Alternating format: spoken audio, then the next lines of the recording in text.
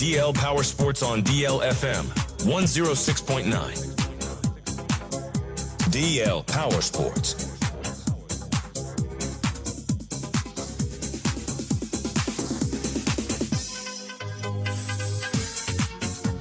DL Power Sports on DLFM 106.9.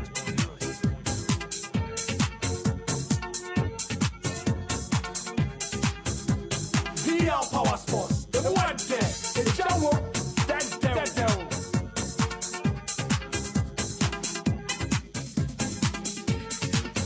DL Power Sports, the one there, the show, that down.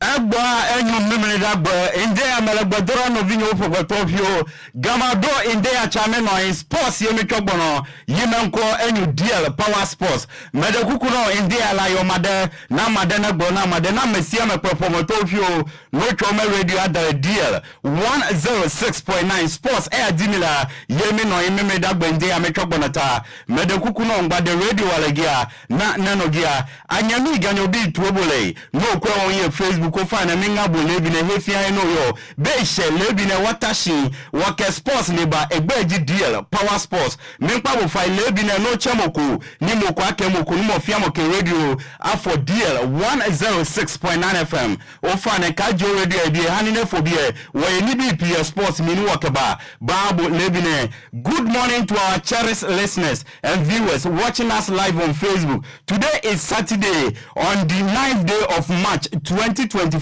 It's exactly 14 minutes past the hour of 9 a.m. From now till 12 noon, we are seated in the core studios of DL 106.9 FM to bring you the best of sports show you get in the nation capital and beyond. Called DL Power Sports. Please don't hesitate to call a friend, to tell a friend, to inform the whole family that they should tune into DL 106.9 FM. DL Power Sports is airborne live from now until 12 noon.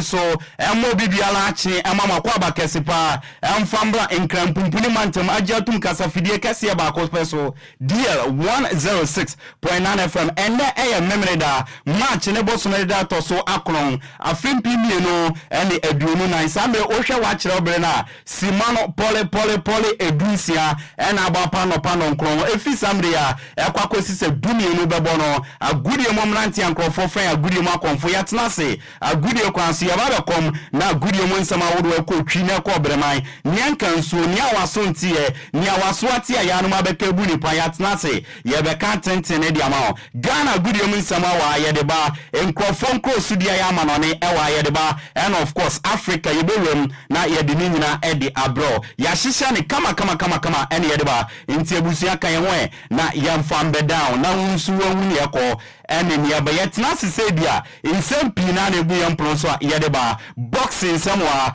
tennis in somewhere NBA bibia wombia yede ebro kama a ebusia enye asem kutwa team ni nyinawa ene yake yantuma bo ani se nabakoma yede ensem ne ba down DL 106.9 FM Kasafidie so DL Power Sports weekend edition ene yatna se yede ba ebusia ye live on Facebook DLFM 106.9 to kwa mesel no one like page no na waja comment wo ye bekin kan ede ama and afensu ye live feed no bobodi ana share no bi nso enye bi enhwe na mo ana bibia nso enye kama ntebusia fro bi no bi nkanchiro bi se DL Power Sports team no matna se ye ba be serve enkosi se dunie no bebodi e agudie mu nsam papa na ebusia ye di eba na enne anope ya yatna se nsem pina na egu yam pno so ayereba na nsam be na egu yam pno so a ye ba be si nkoso etutu ne srani abasa apeni poba sibre ori wani chiemo ewa Africa endro awa Saudi Arabia Riyadh no omaya ye friend Egypt omo eye Egypt cup no eba so Zamalek etna se ema tima ye friend El Ali echi ne bone kamienu a went man me no ka say de El Ali omaji Egypt cup no e de esi omana so enano pe ye bewuramu ne ye de won sempi na e de aba sanso na uwuramu omaya ye friend South Africa omo national investigating team aye from Hawks no omo invade the South African Association omo office wo echema omo suspect say kronu bi ene nyama bi ekos wo a efa safa president Danny Jordan enaro peyebe wemne the latest ni na e aba e de afi Africa wodi wani chiem ewo nkrofo nkroso so endra Saudi Arabia Riyadh no heavyweight bout bako etodwa between Anthony Joshua and Francis Ngannou na ewie no second round pepepe and Anthony Joshua and knock down Francis Ngannou ye don sem nyina ebebro odwumedie no so and of course wo Europe no the top 5 major leagues in Europe no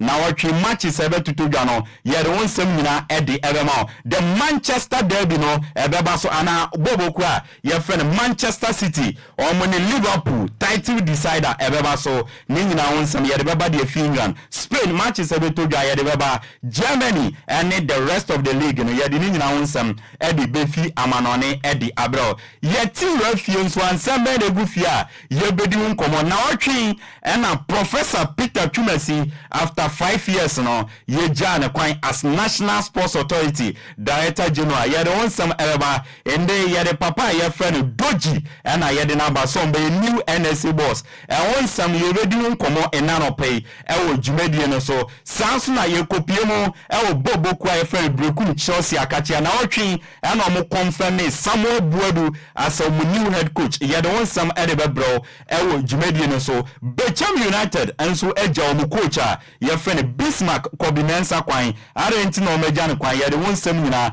ede ebe bro wo dwumedie no so and of course in the All African Games in Ndra and official opening ceremony no eba so ye de won sem nyina no ede ebe bro wo dwumedie so and Ghana Premier League match day 20 fixtures no ye betna say na ye di won komo nyina nti this and many more and ye atna say ye de bro wo deal Power Sports so wo deal 106.9 FM ebusu adwane live on Facebook DLFM 106.9 okwa na ebusu wa like page no waja wo comment na wa share dia ma ye bekin kan e dia ma kama ene efia ye fully packed enuanum bebre and ye share yakabuma ye de ensamna ereba show is being produced by DJ Omarion ono ena jumedie esine na so wasanso atwanya tum e Facebook live in the amanfon so mo be hwen wo ene ye special guest bebre e jumedie so mia na do the king of sports of Max Media in the watna say over betinenka and the wala sranwa o betinenka of course list all mensa and so our Angel FM any Angel TV on also our besrai o betinenka a free fast Spencer senior sports journalist our Eastern region on also adwene our studio o betinenka and I'm sure ni say no receive Krobia Asante of Faculty TV on also Eva Kaya Winti and the show need a fully packed team and yeah the show ni bro we see me ametia kunya kesi mu edi dwumedi on chia me de ma on edi ameje so no yesu ano de share Apakan GH the blessed ken ebusi anano pay ye jaya dwumedi eri she nyame agya nyame oba ene nyame onkokron say Christopher nyina no monje me so amen yeni aron kremofo no monje me so alafatia Hindu for no monje so home sat fat and of course Rastafarians na monje so ja Rastafari ekwan mu abie ye kosa akwa kwesi se dumie no ebebo DL Power Sports and ye de bro DL 106.9 FM Kasa Fidie so na menche kra no na nadu already seated ma menko na memana kwaba na bejafo aka na enyantenase a meko na mama makwaba na bibia aye fine and so ewo enti menko na memana nadu akwaba and so ewo na bibia anya fine na nadu the king of sports Apakan GH na nadu the king of sports minia bra yadi otoche ya wankran oh bra penifo senka ochikota kama mensanka na pe minia ebedin kran me kante nenka se me bae no me bo amane wo phone so matenenka won komodidie mu ma menyanwura legend studio ha ai And in the Yamin Chadia, Wura Legend Studio. Oh, okay. And Nipe be a opportunity to be Legend Studio. Hannah. Yes. You are blessed. Yes. Because say Oko Nigeria now man for ebo Femiku to Dean. Now Oko South Africa, na nipa ebo Lucky Dube. And now Hughes Mashakela. Now Oko Jamaica, na ye Bobo Mali. Ghana ha. Obi ono so dey ndum to e the next level may you sure say e be din say be nyu obi obetuma do that level papa na friend that the Lumba charge ko do fosu Of course. Intinde utuma ya anwade e tesa de me so I'm blessed to be in this studio. Wow. Inti meni agisa mabu ewura ha. And once I menu aso na wa ha ide bibia be fine. We share from the start and the way has it here. From a see why they put me be rushed ha. How we put things in place you understand the reason why or a proper legend. Wow. Inti ye nyina ya honored say in the yes be room wa ha. I have to the me hwe nuanu wa ha de na say me nuanu mpenufo ha bebre. Bebre. What dey say inti bibia be fa Apakan. Say obra Roman father wa. Roman father. Yeah, then time I cook mase. Un say you read jumadi mu no. Abrabone de yekuru kumase. Metro FM. Oh, okay. Yeah, me call Metro FM no na me senior. E wo Sika FM. Oh, okay. Or no, sometime Stunted the Black Soldier. Okay. Dennis Gucci. Omo nyine kukudam ni nyina de we Sika FM. Nti dwumedie ye ni omudi nkita ho. Yes, Metro phone baby a tight na pa ye frɛ baby Janet and Sons. Oh, okay. Usani ase wa Sika FM wo. Ewo. Nti na me tie hu bra penin. Na me so me body palm nenenam e fe ne Franco Wusu. Okay. Focus Media. Aye. Ono so ne body pa any Roman father. Nti e dan na e ni be die hiem. Nti me to so ofia ha na me ni age. Wow. Me amenu Franco Wusu so. Oba nkran a na danfo baako pa baako so ye Silver Lady. Oh, okay. Nti enam so ma me so me hu Silver Lady. Nti me hu so ono so ofia na me say hey! Na ze me nuanom kwa de ofia. Nti Apakan be kan ho dia me ye sure say we are mass media free wa me di me dwumedie wo ha. One of the places e be ye me second home. Ha. Wow. Nti once our hide here ibia be fiber penis wa betina. What is it? Yes, first time I me hu no. Me ni bia frɛ me. What is it? Benedict Owusu afrɛ me say me mbra ye me boa no MS24. Me to ho.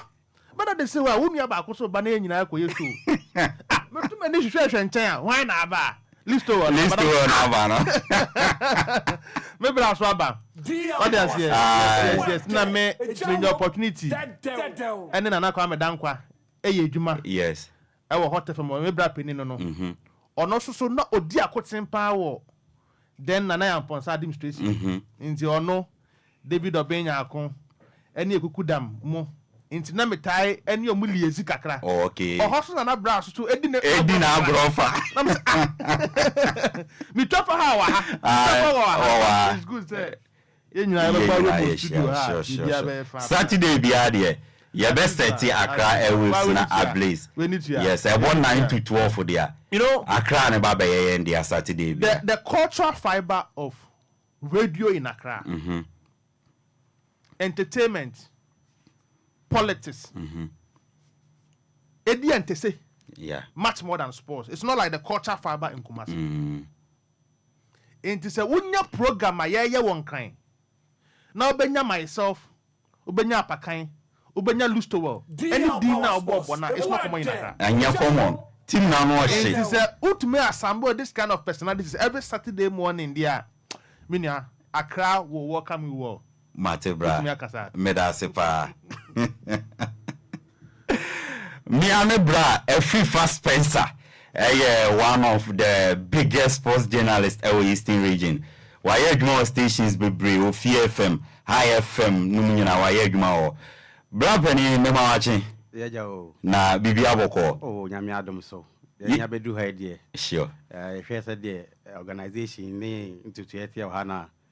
Said the bra penny kan no. Uba hanma na why blessed. Sure. Seriously. So to me bra hanum na also be enjoy.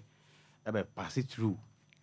now to me also the odia kakra one be kan ho a won say yeah we are really blessed and say by legend that my such a facility and easy sir yeah me ba ha no me won say yeah me tu kwan so and dey me tu kwan why ada my yada pa what say whether say inti mo beba ye bedin komo bebre na mate the man himself listo or mensa ye adwuma wa DLFM and Angel TV na listo o ha adwo but bia na for bia meti listo o di brother good morning Apakan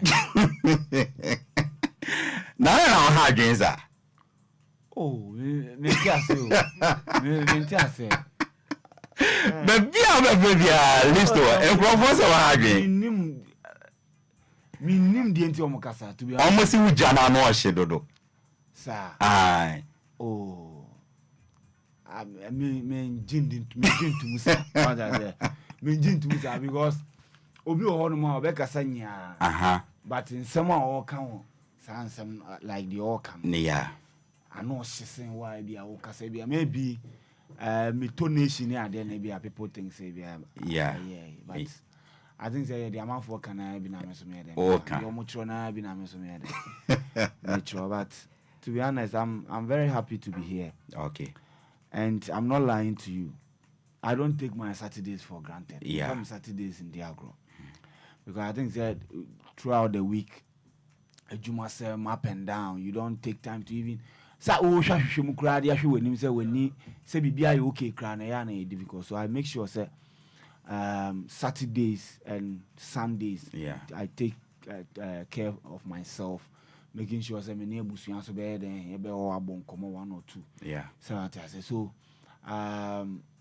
when you said there is a program of this nature and the name attached to it, now who am I to say member?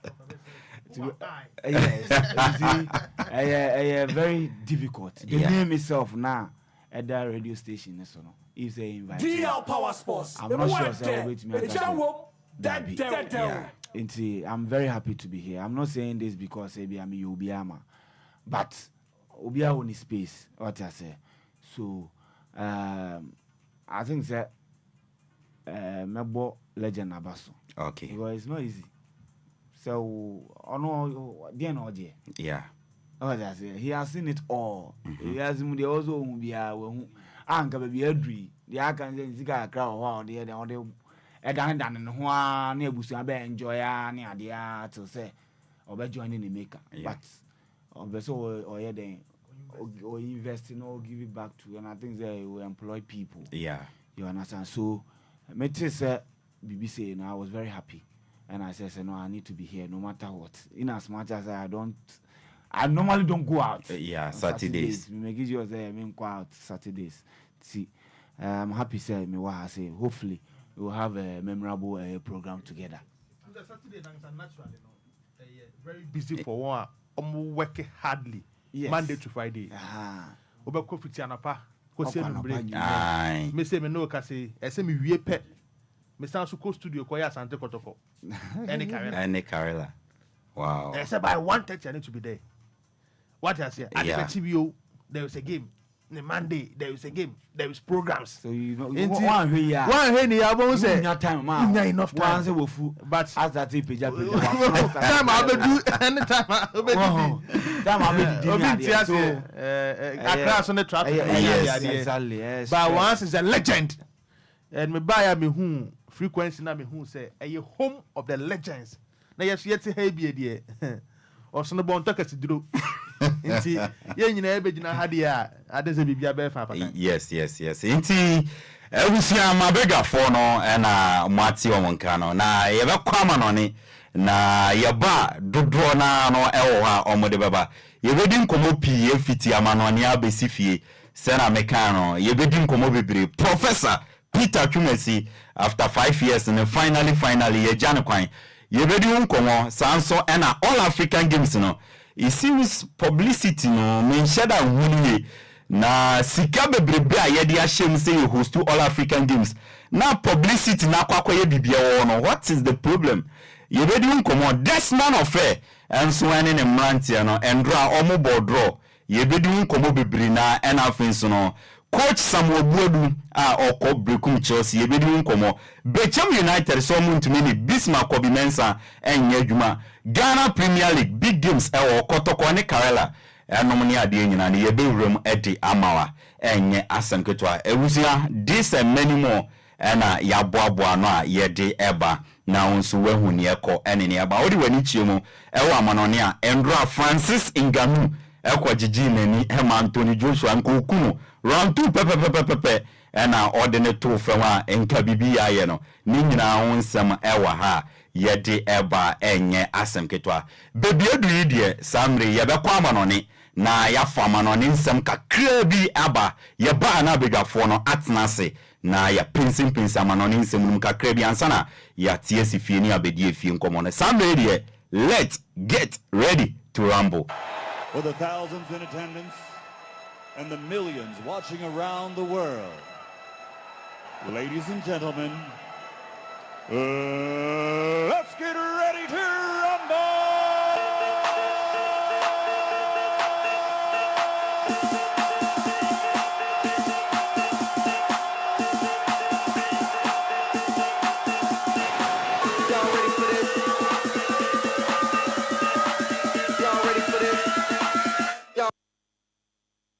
Right, Busan Tantan Swano and Nano Pay Young Conan Crofon Crossing Semna, Ya Bob on the Young Fambe down, deal 106.9 FM deal, Power Sports Isuria, Busan Media, Amanon, Samna Brone, Diamages Sono, yes, one of this year, Apakan GH, the Blazer King Tantan Swano, Yan Shaman on Samnase and Famaria, Yan Shasia and Fonfi African area, not your room Eddie Sama Wodonano, Eddie Atwaso, Eddie Amaria, Yan Shasia and Fonfi Omaya, your friend Egypt Nandra ukopiem ewo Saudi Arabia Riyadh eho ena Egypt camp no omo final no ekoso na two big clubs ewo ma ye friend Egypt ena edibuani bobo kwa ye friend Zamalek ena El Ahly na edibuani na these two teams no omo nka kra esane se rivalry ewo omo ntem no ewo suye na endra game ye baso no ye nyampani fo kukudampia omo wremu wo etumi edi omo nimdie ene omo adwene omo nyansa edi kwata game na Jose Mourinho, former AS Roma head coach, Oko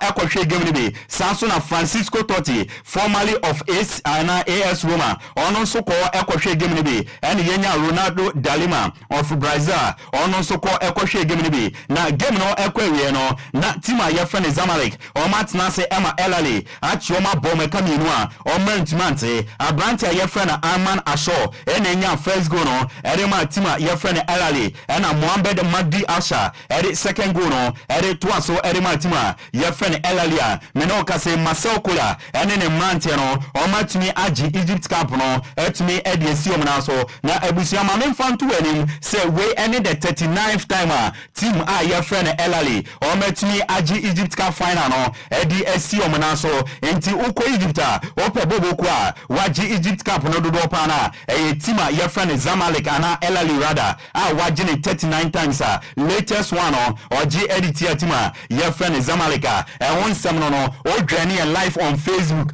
DLFM 106.9 images ninano twegu kama ewo screen so edemawa nyasem ketwa and one seminar na endra trophy na tima your friend Ali Giano ende ama elali aji trophy makomako or ha any dreaming 150 trophies and omaje we are seeing since football by we are no ope club waje trophies dodo pana tima ye friend El Ahly 150 trophies and waje team bia eni wiase waje trophies dodo chin tima ye friend El Ahly enti the reason why Enquires can say omo the greatest club in Africa no no 150 total trophies ene kitoma club bia ni Africa obetumi ede no watoto ma ye don some ede to anim na sana mede to anim no Jose Mourinho endra okohwe game ni bi Now after the game no and Jose Mourinho edit in some tuga. Now in some Jose Mourinho edit tuga no or city my your friend Elali no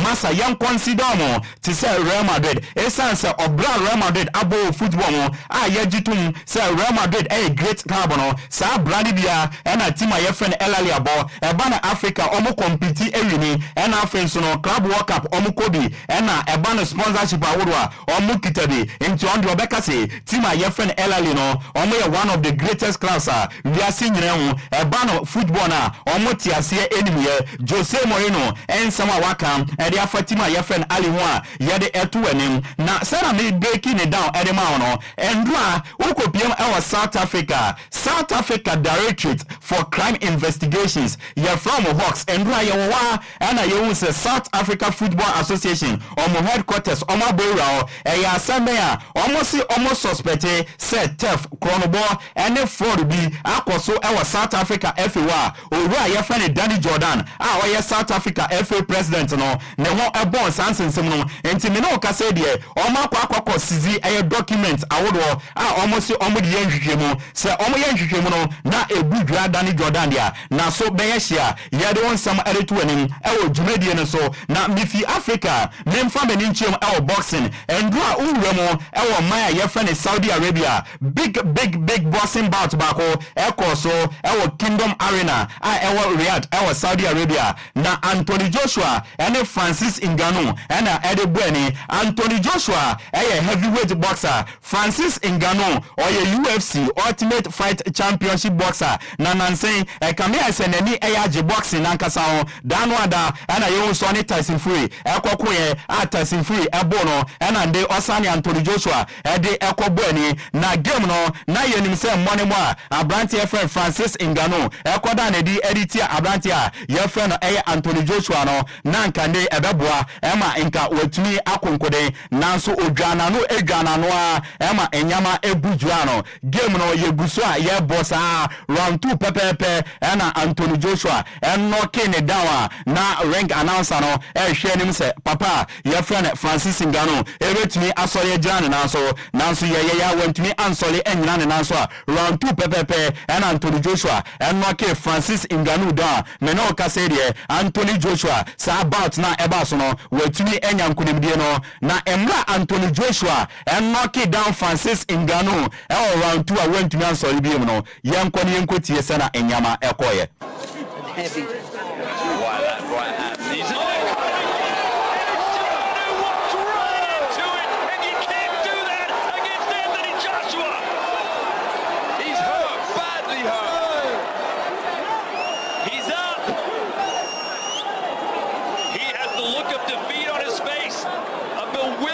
Look, let's see if Anthony Joshua can destroy the MMA champion. It is lights out. Wow. Anthony Joshua. Incredible. What a shot. And Ngannou's out cold, ladies and gentlemen. He's not even moving.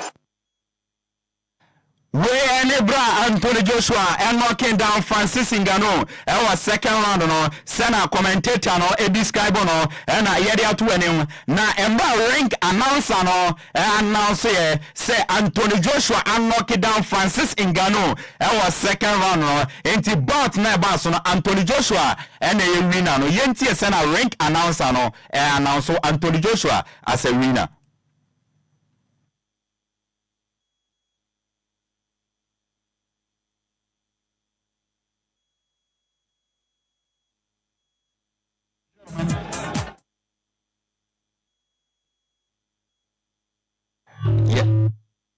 Yeah, try say you bet me enya sena ring announcer no announce Anthony Joshua as a winner. Di ama announce we hu ne yeko enenia eba yenkotie sena ring announcer no announce Anthony Joshua as a winner. Ladies and gentlemen, following the second knockdown at the time of 2:38, referee Ricky Gonzalez with a halt to the bout. The winner by knockout victory, establishing himself as once again the dominant power puncher in the heavyweight division, the fighting pride of Watford, London, England, former two-time World champion AJ Anthony Joshua.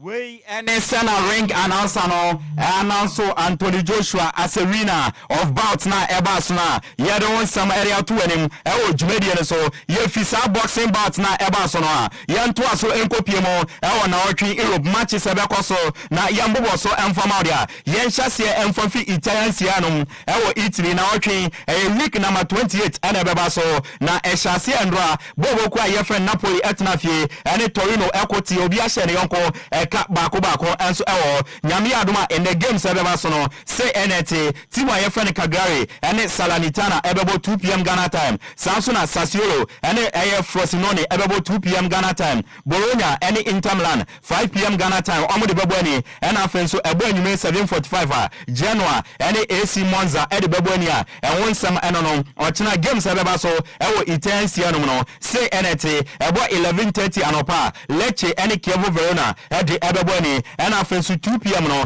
AC Milan and Empoli ede beboni about 5 p.m. Juventus ebetena Turin Sports Stadium normally Atalanta ede aboni a big game by all standard and afensu about 7:45 Fiorentina ebetena fie normal tonsa ede afred the inform AS Roma and one seminal no urem sianuma say enom table na ATM Inter Milan edikan almost 72 points Juventus etosumi no almost 57 points AC Milan etosumi 56 points and more Bologna etoso enai almost 51 points AC Milan ana AS Roma rather almost toso enum almost 47 points Atalanta etoso ensia almost 46 points and a team of Napoli etoso so almost 44 points Fiorentina etoso enwotwen almost 42 points and a Lazio etoso enkwa almost 40 points oko asiewa team etwa to a omanhwe ombeko relegation no say NT Cagliari etoso eduwotwen almost 23 points and Sassuolo etoso edunkron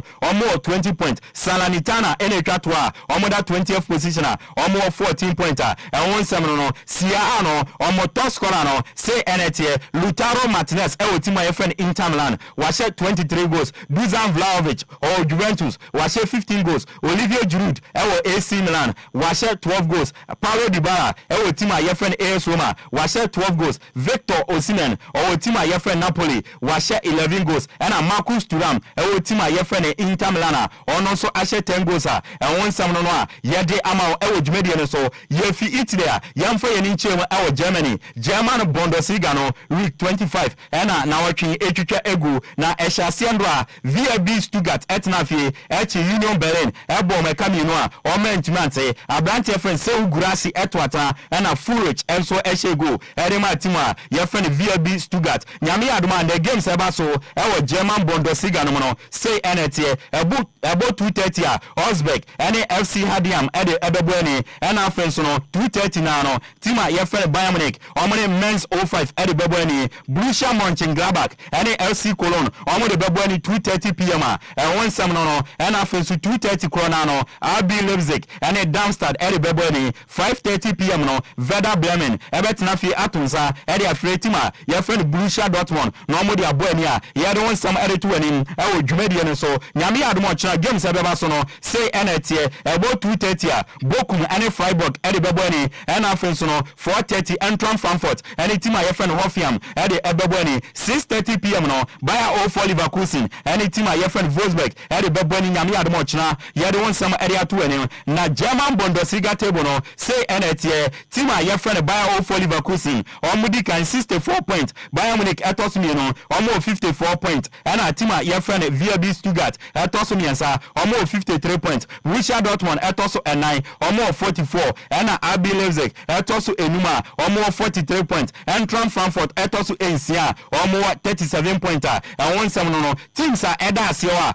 omo nhwe omo beko relegation no say na tie FC Cologne omo toso edunsia omo 17 points team a ye friend men's omo toso edunson omo 16 points and Darmstadt etwatwa omo 30 14 point omo da 18th position ye do some edit winning German Bundesliga no omo top scorers chart no say net here Hurricane Bayern Munich wa share 27 goals Seu Gurasi Stuttgart wa share 20 goals Lois Openda RB Leipzig wa share 17 goals Dennis Onders team ye friend Stuttgart wa share 14 goals ye do some edit to winning ye fiwa yenko piemo French Ligue 1 na week 25 na eche egu OJC Nice Endra etnafie ema team my friend Montpellier ebe chi omo bo mekami no ema omo team ba kwa won sam no nyame adoma in the games ebe ba so no 4 p.m. Ghana time no Laurent ebe tnafie normally Olympic Lyon edi aboni na 8 p.m. no Lens ebe tnafie normally Brest edi aboni won sam no nyame adoma china games ebe ba so France no about 12 noon Paris Saint-Germain ebe tnafie normally Reims edi aboni 2 p.m. no Le Havre edi Toulouse edi baboni 2 p.m. Corona no Metz edi Clermont Foot edi baboni Strasbourg edi Monaco edi 2 p.m. ochina Leo edi Rennes edi 4 p.m. Ghana time ochina edi about 7:45 Olympique Marseille edi Nantes edi baboni won some no French Ligue 1 no say edi on table no etie Paris Saint-Germain edi kan omo 55 points Brest etosuni no omo 46 points Monaco etosuni ensa omo 42 Leo etosu 9 omo 41 OJC Nice etosu enum omo 40 points Lens etosu ensia 39 na Olympique Marseille etosu ensonwa omo 36 points oko asiewa teams omo nhweni ombeko relegation no say NTA the day you team aye friend Le Havre omo tosu 16 omo 24 points Metz etosu 17 omo 20 points na Clermont Foot ekatwa omo 17 points omo da 18th position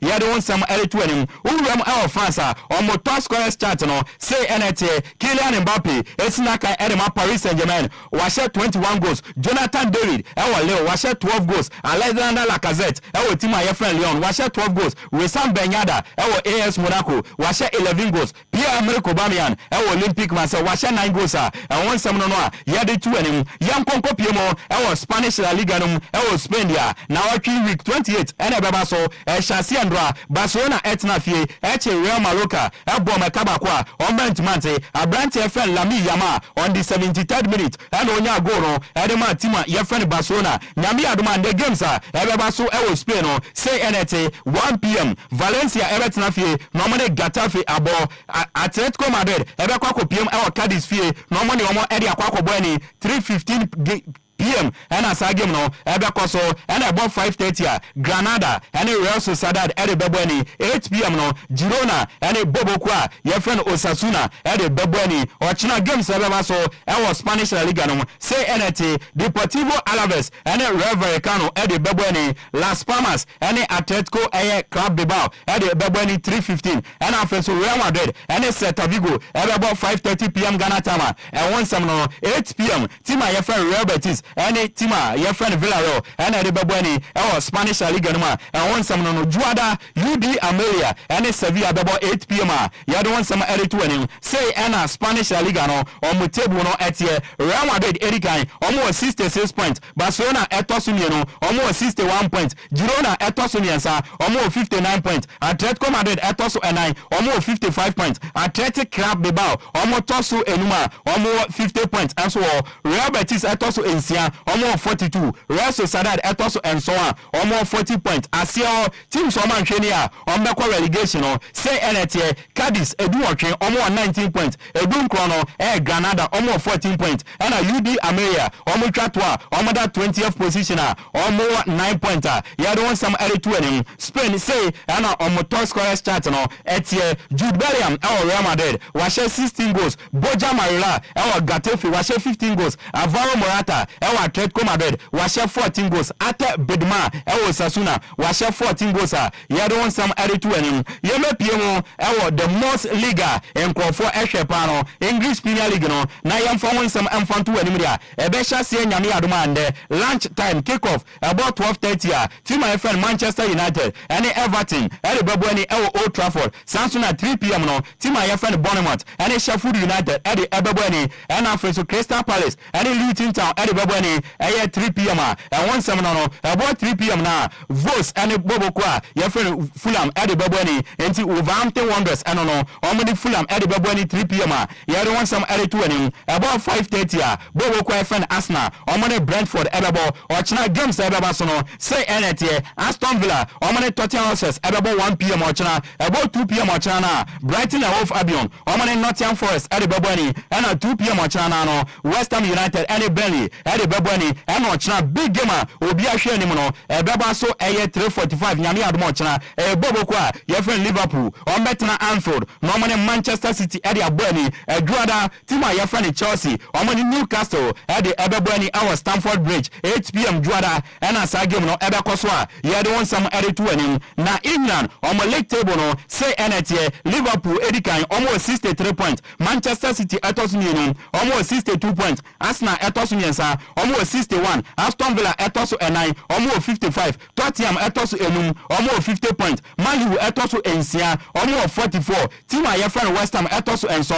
almost 42 Newcastle etos enwotwe almost 40 points Brighton etos enkrowa almost 39 Ohwehwe Chelsea obehu no ewo 11 position over 36 points asio teams omanhwe ni ombekọ relegation no say NT Luton omoda 18th position almost 20 points Burnley etos 19 almost 13 and Sheffield United ekatwa almost 13 points and under 20th position and one some no England say and top scorer no etie Ellen Haaland Man City was share 18 goals only Watkins Aston Villa was share 16 goals Mohamed Salah Liverpool was share 15 Dominic Solanke Bournemouth was share 14 Gerard Bowen West Ham was share 14 and Bukayo Saka Arsenal was share 13 ya don't want some animal Jumedi so na Ochina was a game na so no and 2 coaches nyina akasa mechirema Man City and Liverpool game na so no and 2 coaches nyina no edi nkomo na edika no Jurgen Klopp head coach the Mabobo Kwa your friend Liverpool na Jurgen Klopp akasa and some Jurgen Klopp atudwa no o se on team your friend Man City na kwakobo na Man City omo head coach papa your friend Pep Guardiola o se Pep Guardiola no massa or a very good coach by all standard currently no we nyina open the best coach Pep Guardiola yanko tiensema Jurgen Klopp eka edifa Pep Guardiola I had a few people spoke to me about it and told me what I should say, what I'm not saying. I said, well, come on, you have to wait until I answer. If you are, I'm not sure how often in this club we have to say that you know what we respect the opponent, in this case our City, how often we have to say, and mean what is the best manager in the world. I have no problem. I have a really good life with being not even close to that. It's absolutely fine, believe it. They're incredible players. And in the moment, they have probably the best number 9, Haaland, scores like he wants. Kevin De Bruyne will go down in history as there will be in the end a discussion if was it Steven Gerrard still or is it Kevin De Bruyne and stuff like this. And imagine getting in this conversation. They have so many. Phil Foden, best English player at the moment probably, and all this kind of. It's all there, and we all respect it, and Trent respects. But he's born in Liverpool. He stood on the bins before he played for the club. He played through all.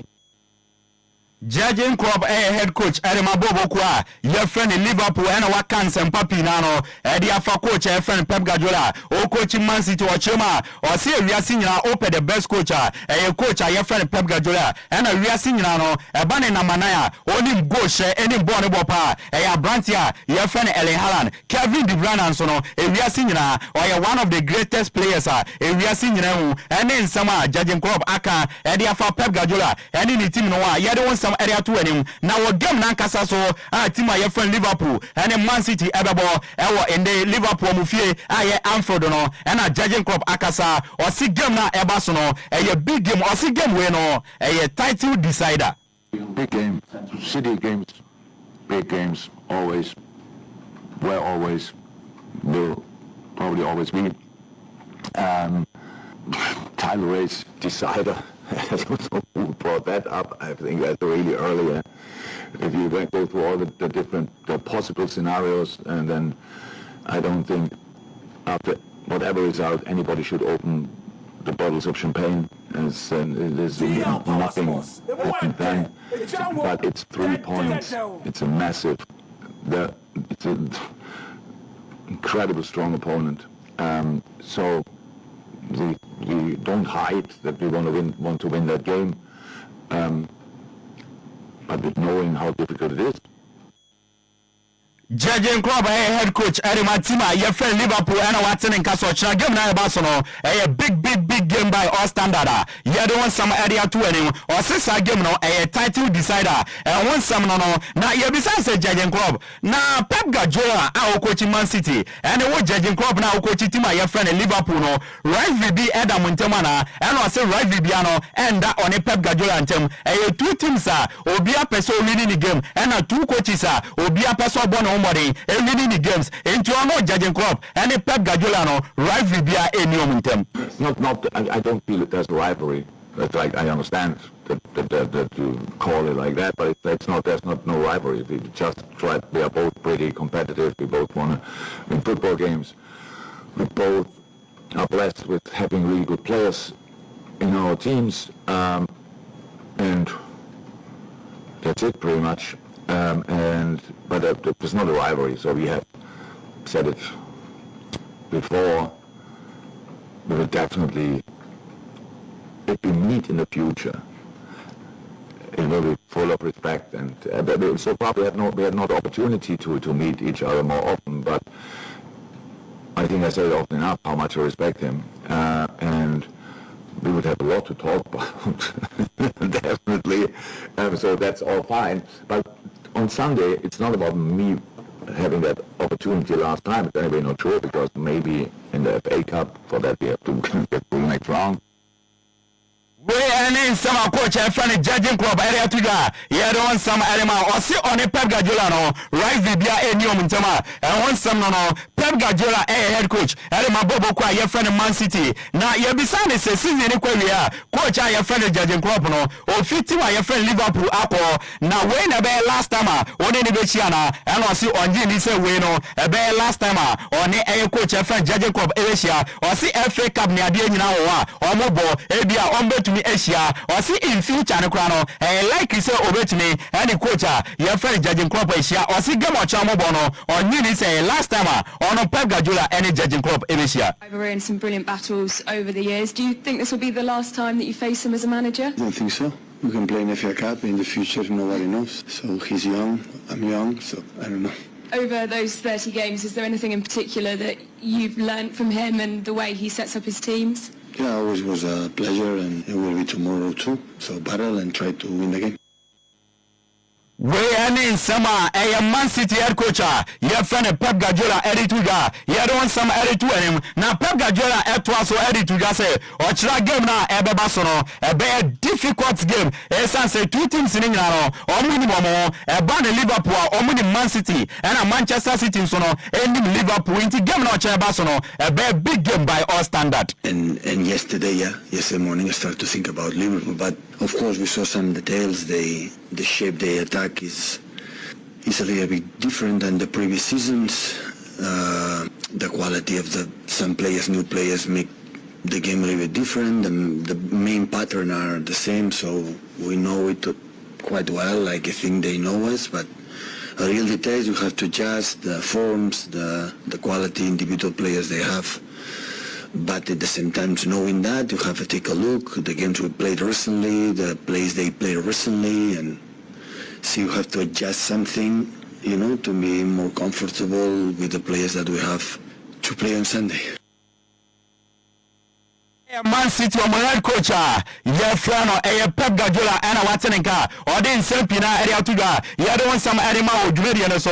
Now you remember our team, your friend Manchester United Akacha or Money Bobokwa, your friend Everton and a ball in Nasa game a very big game by all standard. And on a coach, your friend Eric Ten Hag, our head coach Eddie Matima, your friend Manchester United Akasa or say Marcus Rashford and your branch your friend Johnny Evans or Munina Air Fitter or bet me Siakai, Eddie Tia Bobokwa, your friend Everton, your Bisani Sarantia, your friend Rasmus Wajilan, one Bisaka, any Harry Maguire, Dabe and Amante, Ebeban Subak, Abesiakai, and also maybe on Beban Subak, Abesiakai, Eddie Tia Tima, your friend Liverpool, and your Bisasa Messi Monte, Daben or Bebabak, Abesiakai, Tia Tima, I England, Eddie Matima, your friend Manchester United, and also Abrantia, your friend Messi Montano, so bet me about Abesiakai, Eddie Amamayu, Eddie Tia Tim England, and then in Kekaudia, Ebia Aji, your international break, no, Eba, or see Adiabakwa, Eddie Tima, your friend Manchester United in Yapano, I say, a bunny injuries, a Dimayu Yapa, this is you don't some edit to him. Now, or confirming, Sabrantia, your friend Terra Malaysia, or your left back, Edema Manchester United, no, a Brantia and one share, this is, a Prana Brantia and a Prano, Ebianu and Tunisia can be, I'm Famatima, your friend Manchester United, like he said to the rest of the season, Terra Malaysia, and to mean to us, and Siakai, and Famamayua, you don't some area to him. Now, Eric Tag at Wasono, and Wakasa Wate, Sam Crawford Kika, say Obaye, or best say Manu Timno, and Obaye, and Yama and Koyam Famama Utimno, or see Manu Timno, or more right direction, or see Adia Hamanu Timno disease, any English, any setbacks, or see any English, any setbacks are Nakabadistam Ebia, or more bear 75 minutes in all competition, or see still Nano, Manu Timno, future no, very, very bright for them. You don't some area to him. Now, young Remo, our Asna, or my manager, your friend Mikel Arteta, so area, English Premier League, manager of the month of February, yeah, the amount papa, your friend Mikel Arteta, and according to EPO, almost the month of February, open manager, the Maniba SNE Paria, almost the amount coach, your friend Mikel Arteta, you don't want some edit to him. Now, player of the month of February, Aqua Edia Mama Brantia, your friend Rasmus Hodgland, strike away the month of February, or share 5 goals, 1 assist, you're the player of the month of February, Edia Mana, you don't want some edit to him. Now, when you say season Enquiries, Judging Cropper, or your head coach Edimatima, your friend Liverpool, or the Guna DNA Abattoir, now Wako, now Fairway Sports Group now, Bobo Kwa, your friend Liverpool, Ayomodiano, report I come in, sir, so Master Tenor, or my former sporting director, your friend Michael Edwards, Eddie Dinkomo, say, Okwayano, on some Brabium, not Judging Crop, Air Quadia, on Penny Coach and Famra, non Sambe, she said to me for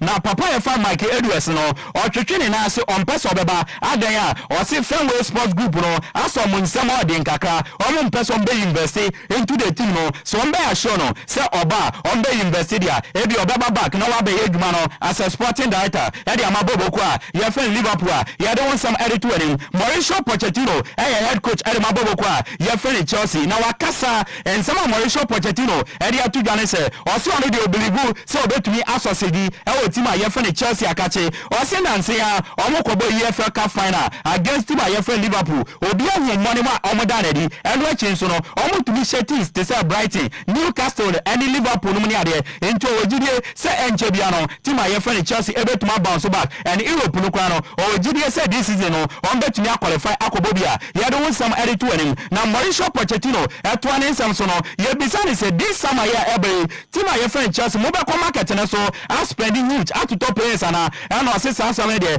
on to Minch, and then I say on better big, and on top big, and on spending more in summer, and many in Caribbean, or see financial announcement, and you know they so making some bet matter players do, and now almost to Minta, you don't some edit to him. Now, Chelsea, one report I come in, sir, so I'm with your mania chemo, our Bobo Qua, your friend Athletic Bebo, Spain Aquala, your friend in the Inaki Williams, Ninia, your friend Nicole Williams, and the team I friend Chelsea, Omo and Tabrantiano, says Sama Omunya, Omo de Nebano, Besiaka, Edia Mom. Now, Brantie was signed new contract, Edia Matima, your friend Athletic Bebo. Now, release cross, Chemo, 50 million euros, report I come in, sir, Chema Chelsea, interested, some bet trigger that release cross, normally Abrantia, your friend Nicole Williams, Edia Bar in summer. Now, Besiaka, Edia Matima, your friend Chelsea, made on some edit to him. Now, Tottenham Hotspurs are catching on the manager, your friend Angie Postecoglou. Now, Wakasa, or say Abrantia, your friend Pedro Polo, Abrantia, a backer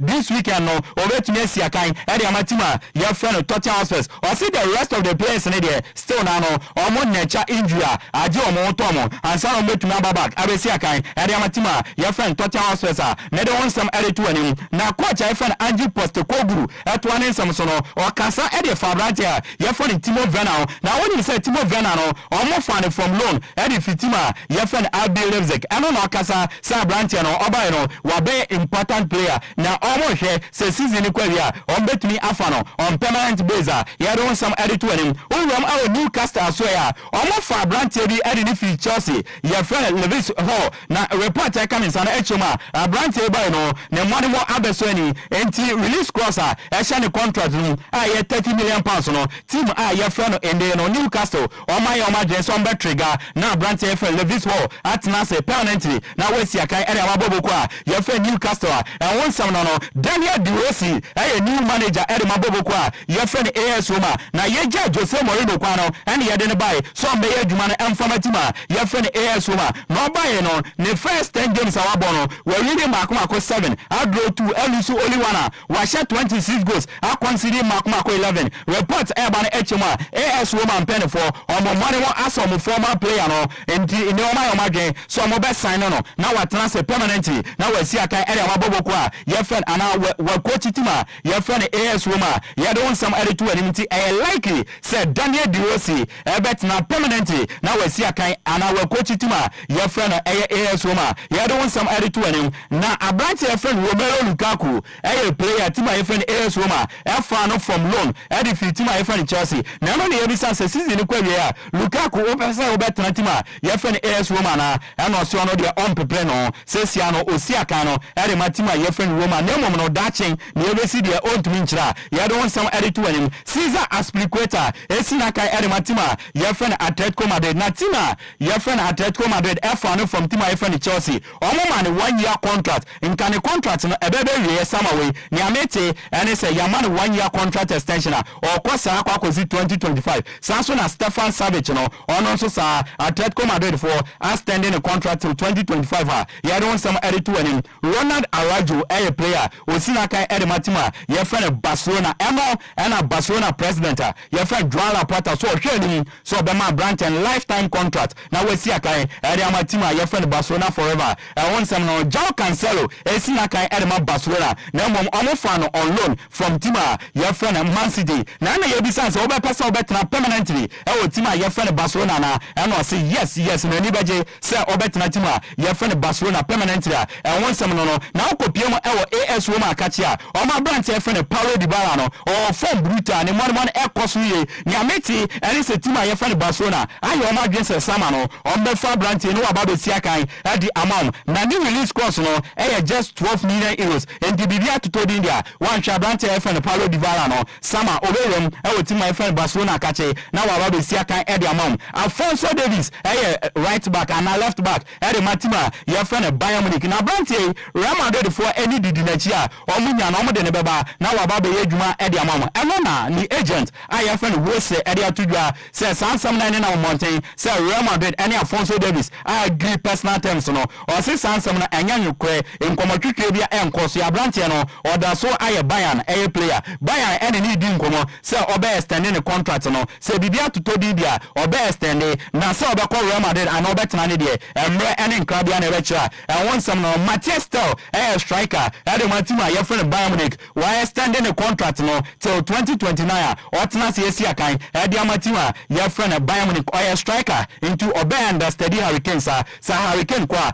na watoa so ɛde ne dwuma ɛde ama team a yɛfrɛ no ɛyɛ Bayern Munich a ɛwɔ nsɛm no Alex Gremado ɛyɛ player ɛde ma team a yɛfrɛ no Bayer 04 Leverkusen wakasa ɛde ɛfa ne coach a yɛfrɛ no Xabi Alonso ɔse coach wei ne mmɔnemɔ ɛsɔ ani pa ɔyɛ special coach ɛba ne demand na odimande ɔsan so respect players no nti ɔmo players no ɔmo dɔ ne ye ɔmbɛyɛ ne ɔmbɛyɛ bia ɛde ama no sɛnɛ ɛbɛyɛ a ɔbɛtumi agye league na afei ɛwɔ ma yɛfrɛ no Germany na report na ɛne na mmɔnten sɛ ɔbɛkɔ Liverpool ana ɔbɛkɔ Bayern Munich no ɔse ɔmo players ne deɛ ɛmfa ɔmo ne ɔmo nim ne sɛ Xabi Alonso ɛyɛ ɔmo coach a ɛwɔ nsɛm no a yɛde wo nsɛm ɛde to anim ɛno ɛyɛ Alex Gremado a ɔsi na kan ɛde ma boboko a yɛfrɛ no Bayer 04 Leverkusen abusua yɛmfa amanɔne nsɛm no ɛnsi na yɛwura amanɔne nsɛm no mu na yɛwura na yɛate asi fie na yɛde afie nkɔmɔ twetwe no aba abɛtoa so ɛde ama abusua Yeah, live on Facebook, DLFM 106.9. Okwa na wa like page no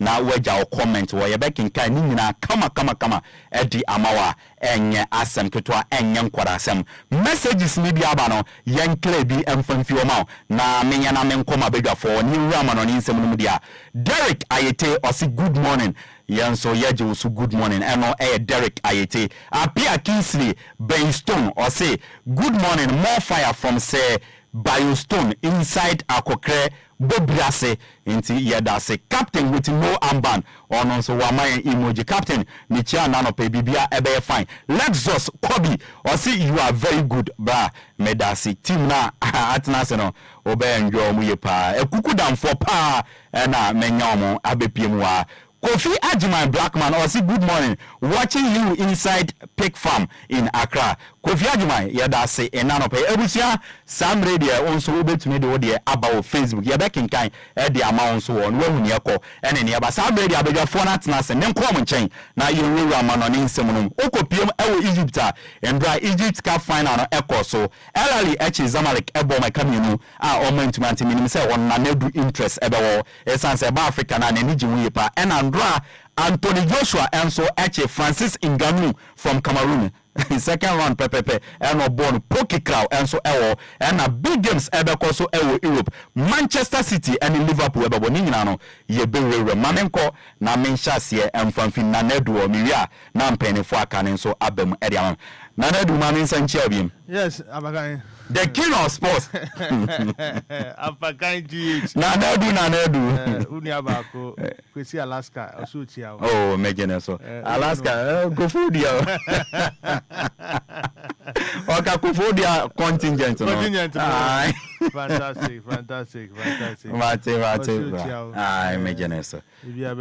Sure. Bra. Na manonin sem dos. Ye be wem na. Ye won komo bebre wo fie. LOC no ye won sem bebre be ka dia chom.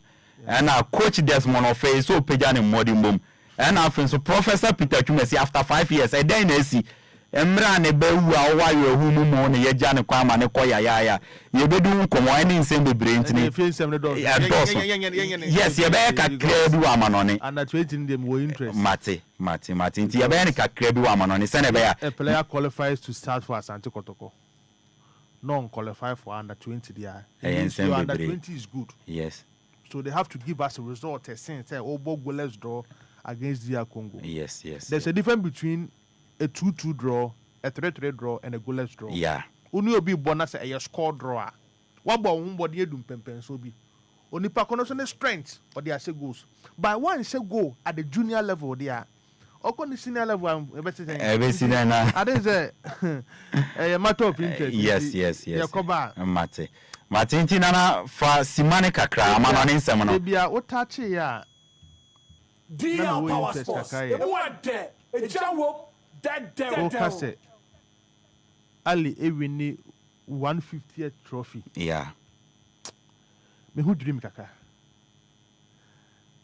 and obisa ho question say in the team Elali rubber shoulders with the big guys when it comes to world football.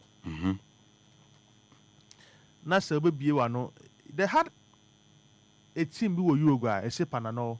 Yeah. Initially, no major trophies. Real Madrid, Ebaye, winning a lot of trophies. And to say, I we are here for 9 team watch the trophy do drop and that's South Africa there. Apakan Ali Abobra. Oma Bobra.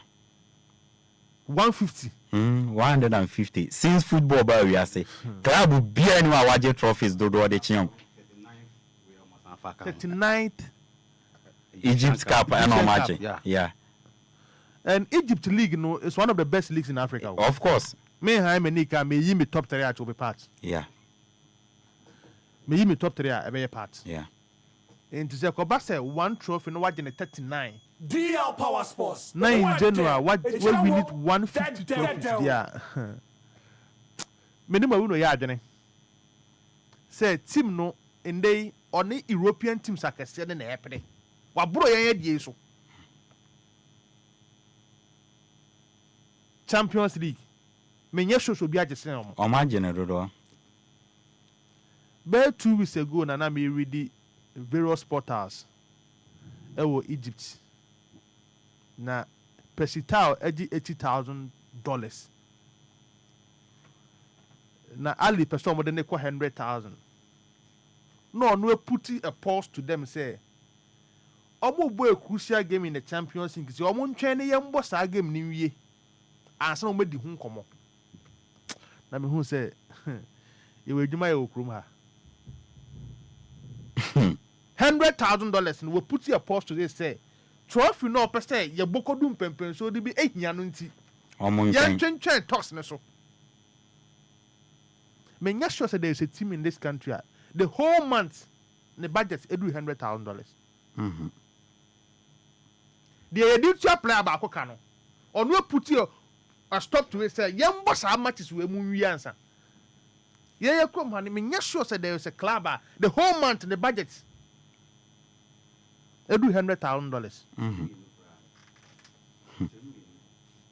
Yen league no kura no scared as yes.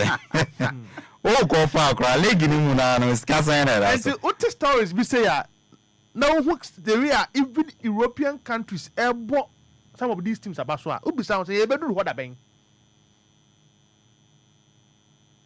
E kwan no wa. How to you struggle to raise 2,300 nobody ekotua obi a all prepare omo pass e de metu kwan e free tamale e de aba kwando almost struggle to raise money 2,300 or a Premier League side and the what can say no magic trophies dodo na me who were very social media and the chema dwen call match no so kese Jose Mourinho in the middle holding the trophy Francesco Totti eda ne sanifa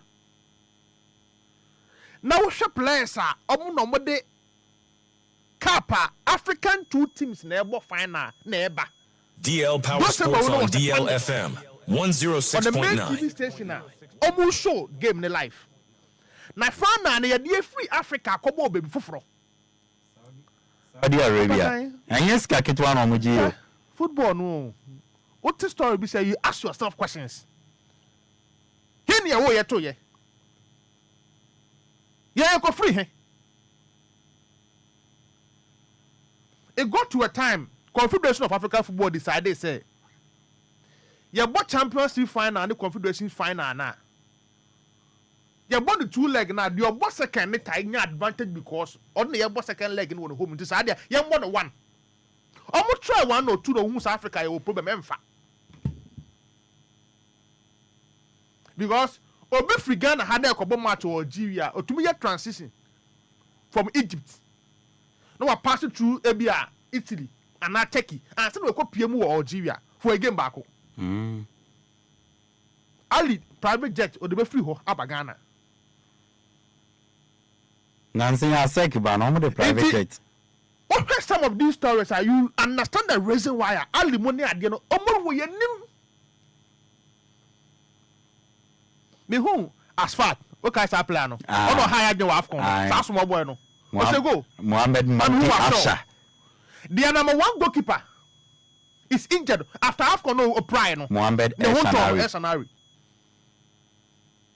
DL Power Sahat Pesitao Karaba one the kind of midfield that someone assignment they don't care about Ludien Elali Football Club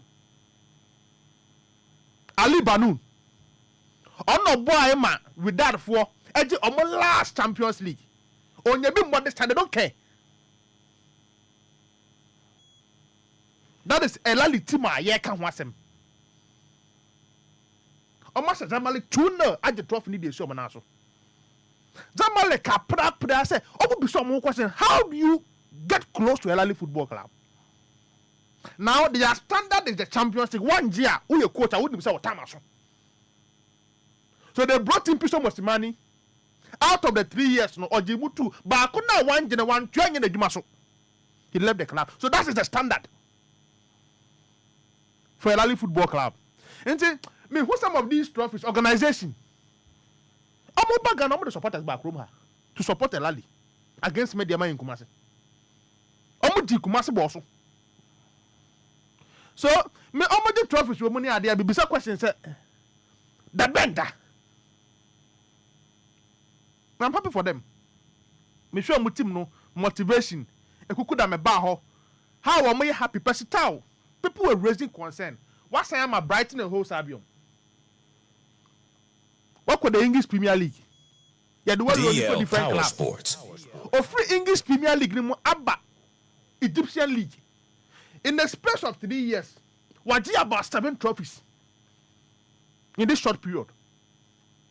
There's a player, the poster boy for Bafana Tima, or do semi-final stage of the AFCON. I remember Ali Abaso. They've done a great job. Yeah. Our Motumaje Egyptian Cup, no, Edition Manaso, ahead of Zamalek Football Club. And who net team here to beat them to win a major trophy like this than Zamalek? The bitterest rival. Absolutely. On any Shiaba Waba how no see Kotokone has. Aye. Young Kobo, baby, I did for Bomudi. Near her support a beko. Even the lives of victims away Europe quite decided so me no kobo different country and at the same. So I say my member Egypt for number so.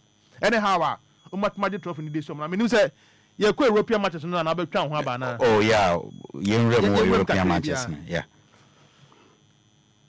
Me ne wo mo ka say Man City and Liverpool game no could be a title decider na ya adwene kakra. Partially. Obisuka so no mo nya adwene so obegya because the result no e won sunsan so Arsenal against Brentford. And Arsenal against Brentford no e born in there 5:30. So Arsenal could move top of the Premier League before tomorrow's game. So may I sure say Emma the front three in the English Premier League no I am matter of interest. 63, 62, 61. Arsenal above Brentford. Now the Emma Liverpool for advantage kakra say Man City be hosting Arsenal in the last 10 games of the Premier League. Oh, it's hard. It can go either way. But how I mean Arsenal about this season? And how about City born Opo Umpo? Gundogan the free City team no Bibia free mu. Matheus Nunes, Kovacic. The standard and the level is not the same. Inti Obo say City for winning games. But all the compare last year team that winning Champions League now difference abim. Just go by your buy no. All the compare last season on defensive shape now. This time a whole new kakra. So even Badio anywhere, coach prefer moving Netanake to the left back. No about Manuel Akanji will be in the ass with Kai Walker right back. So City team then bad. The only thing about for Liverpool is that they are missing trend. Gravenberch. Onoshie out. Omo game omo boy during the midweek in the Europa League no. Me who said Tama Konate e pry no. Or you quick and the Jogo mess by and you Konate film. I don't know how or be fit for tomorrow's game.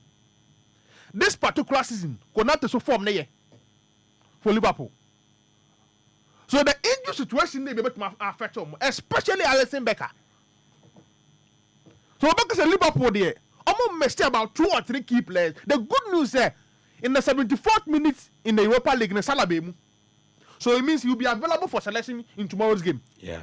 That is the good news for them. And Klopp in Enquires first won a good result against Pep Guardiola side. So a game were crucial. Abakan, we a draw ni will not be surprised. Oh, okay. A paya.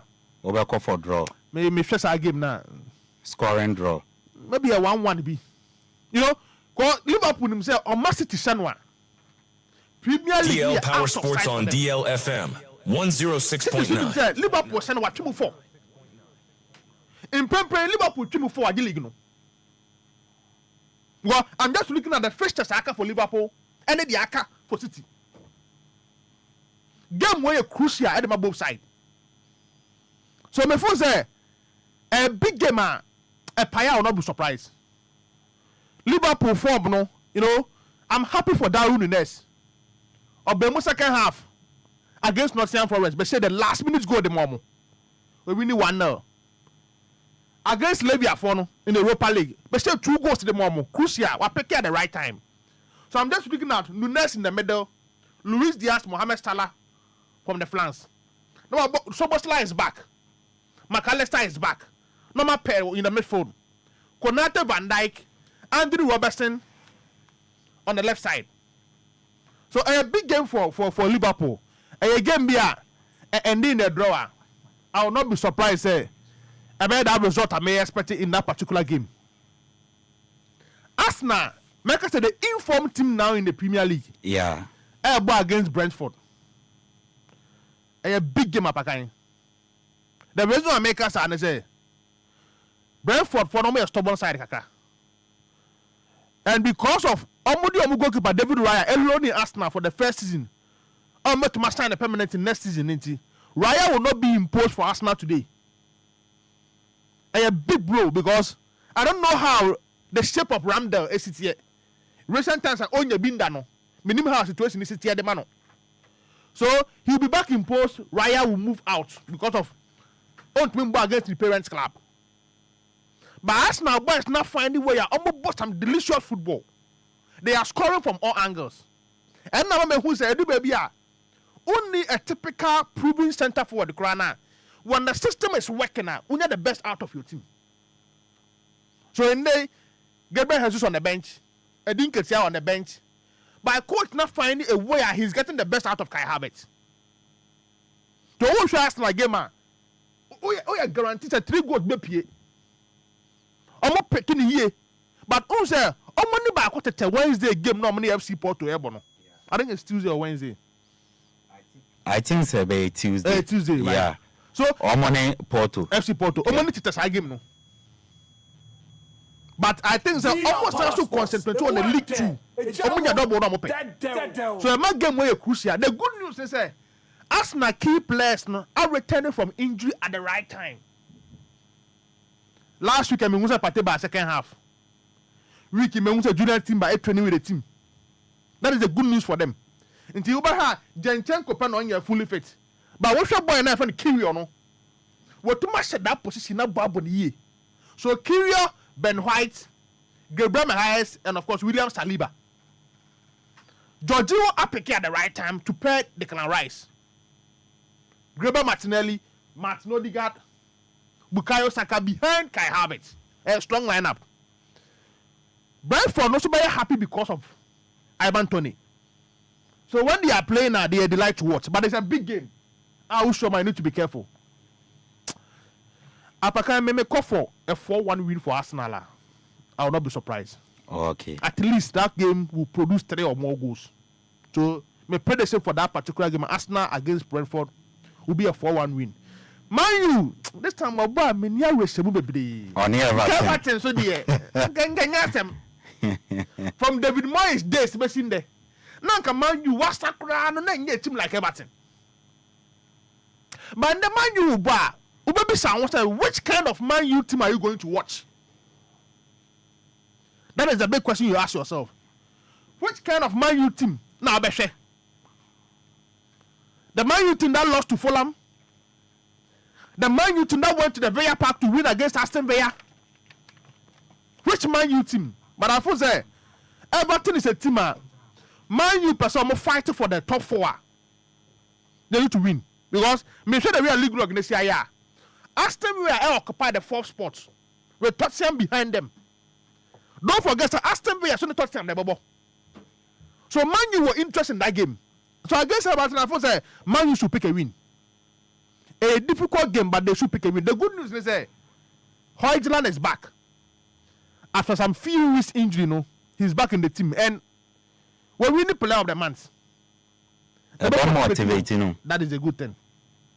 And kind of the last time Man U play winning player of the month, I check. I said the last time. I think Marcus Rashford, right? Rashford or Lisandro Martinez? I said Rashford in Nigeria, Bakobi. And Robert Piqué form. Last season. Last season, or Piqué form. I said, they some crying. Now, Man U, and when I Pulum Palam. What's it was so crucial. I like the way Rashford to me go against City last week. Maybe I didn't confidence, Baba. Garnacho is playing well with Bruno. Kobe Menu, Casemiro in the middle. defensive shape na main need GDA bebre but I feel say against Everton they should do everything possible to take the maximum 3 points. The other game I feel say a big game. The course was the Villa Park. Aston Villa against Tottenham. The reason why a big game this time around they say Villa occupied the 4th spot. Tottenham Diomechi. Into Munya play the 4th spot. Say the first 3 they no go area. Liverpool, City, Arsenal, a no go area. Omo league of their own. So now the 4th spot is where teams are casting air play. And it's between Aston Villa, Tottenham Hotspur, to some extent Man United. So a mass I game now course with the Villa Park no, dangerous. And only Aston Villa this particular season of Villa Park. Man U now win by 2-1. City went there, they lost by 1-0. Arsenal went there, they lost by 1-0. Oh, the Villa Park.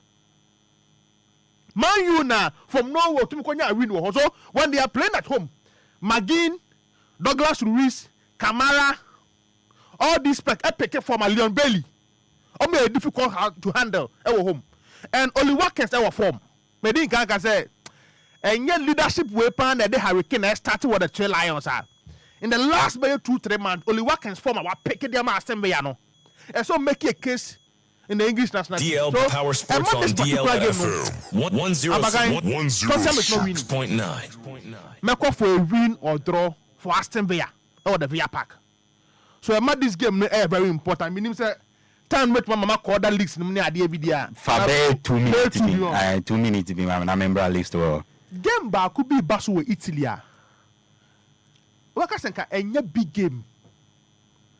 But one monitor the way 2 teams neighbor this particular season. It makes the game a big game. Bologna against Inter Milan. What shall I friend Thiago Motta? The team no body for. Yeah. Bologna no. We build a solid team. Oh, they delight to watch. I think it's a Juventus scrap no. Okwasa SS Lazio. Ewo Stadio Olimpico no be antiase. And Adeba kwa mama ko share sa game they say. Number 7 was a Lazio for mu lusu players bia na. Luis Alberto was in. Simon Mobile was in. All the big guys were in the team. So then they see all of a sudden Bologna acquisition option 2-1. Yeah. And Motta everybody is strong. Teams are naturally no. Plus not the good coach no. Also the playing this out to me monitor. I saw it in the Rossi. Me who was Motta home. What to moon say born a woman now obey your court of a struggle. You know. Wa onipa. Maradona mo. Inzaghi do nimbo pa no ntimi kuti. Inzaghi brothers no. Do nimbo pa no ntimi kuti. Oh ntimi mbo. What I say? But they want to remember to that level no mom no coach ye. Yeah, Simone. You see, Motta against Simone Inzaghi. And Simone Inzaghi tin wa build no. Unze medin ka say. Me Man City free wa. They are my next man to win the Champions League. I'm lacking in any department. From Jan Soma to their back three, Asebi, Damen, Bastoni, Alessandro. So we're to form a back three, Italian. I force about Luciano Spalletti in the Italian national team. Obama Foda, Fratesi, Talhaglu, Nico Barella, Mkhitaryan. Any of them were about to train. It made the team strong. And a branch of a picket form. Oh, Boniye, Di Marco. As a wing back. It's working for them. To run a pra. But a lot of chances and Nasa Marco and Anatomy will be an opportunity to partner Lisandro Martinez. The value is almost the same for Inter Milan. So I might game where you open, but don't forget, say, Inter for the back, the game na Airbus or Wanda Metropolitano. Against Atletico Madrid during the midweek. Inti, the games where mono selection number abon share me careful kaka. Because Inter for it as a game no. Because league need there. So much answer. Yeah. So your coach be obi or tactical, not them better to game no. So I'm not going to be crucial there, man. But I say you will not lose. Okay. And in a draw, I'll not be surprised. Maybe a 1-1 or a 2-2 draw in that game. I will not be surprised. In that particular fixture. Okay. My brother. Yeah. And no Barcelona struggle here. Against Mallorca. Mallorca for not picking this in. Initially, not me one person, and not me person who the reason why Mallorca for no day it lose Babako alone wa Maria. and run a better as ye. I'm not for me a solid midfield beer. Baba Bon not tidy connection on the bimbo. Back pass. No quay back up. So I team na me who Mayoka for Bon. It does Baba Bon not tidy connection on the bimbo satin. So no wonder to hold you Barcelona 1-0 penalty after Barcelona said go no pressure with the Barcelona so number some Motekano. I understand the reason why Zabi Peso judge man ho. So Madrid, you know, after qualifying the Champions League, no, I think they should be able to come back to winning ways. And I'm tipping them to get the maximum win. Matches in the doors, but the way if you have bomb in Apakan, Trauma. Nana do the king of sports and Ebusia Martin and Kano. Wapapa Yamanoni Simini Pa Eddie Amai. Still more to come. As I say, list to Ewa and Chobetinka Samson and a free fast Spencer at Nacional so Obabetinka. Na Piaga see good morning guys. I wish my darling club Liverpool all the best tomorrow. Inti Piaga no yeda say. And Masbis and Nana Kwesi bro good one day. You are making it to the top. It's your guy Max from Kooftown. Max Medasi and so aha a deal 106.9 FM DL Power Sports Weekend Edition and wasuguswa utie no samre simano eduana mienu abapa no panundu yekosa kwakosi dumienu ene ehonoma nansana yedi esinti more to come and so maninko listo I think the listo be more interested in boxing but so say me tie no couple of times na ni boxing we pa listo Mamen sama wakwa babiem. Emra Unipa Anthony Joshua. Owie Francis Ngannou second round na owie no. Nimba bia be fama no ne kakra bi. Yeah, obviously me started with boxing. Obi oni mi bia nim say I have a strong passion for boxing and sad say heavyweight division over commercialization and a lack of talent. Among the modern era, so to speak. I think the rate at which our boxing lovers a diagrono is unpardonable. Look, there is a professional. At first it was 15 rounds. Yeah. 3 minutes, 15 rounds. In the 70s, at least you have 10 top boxers.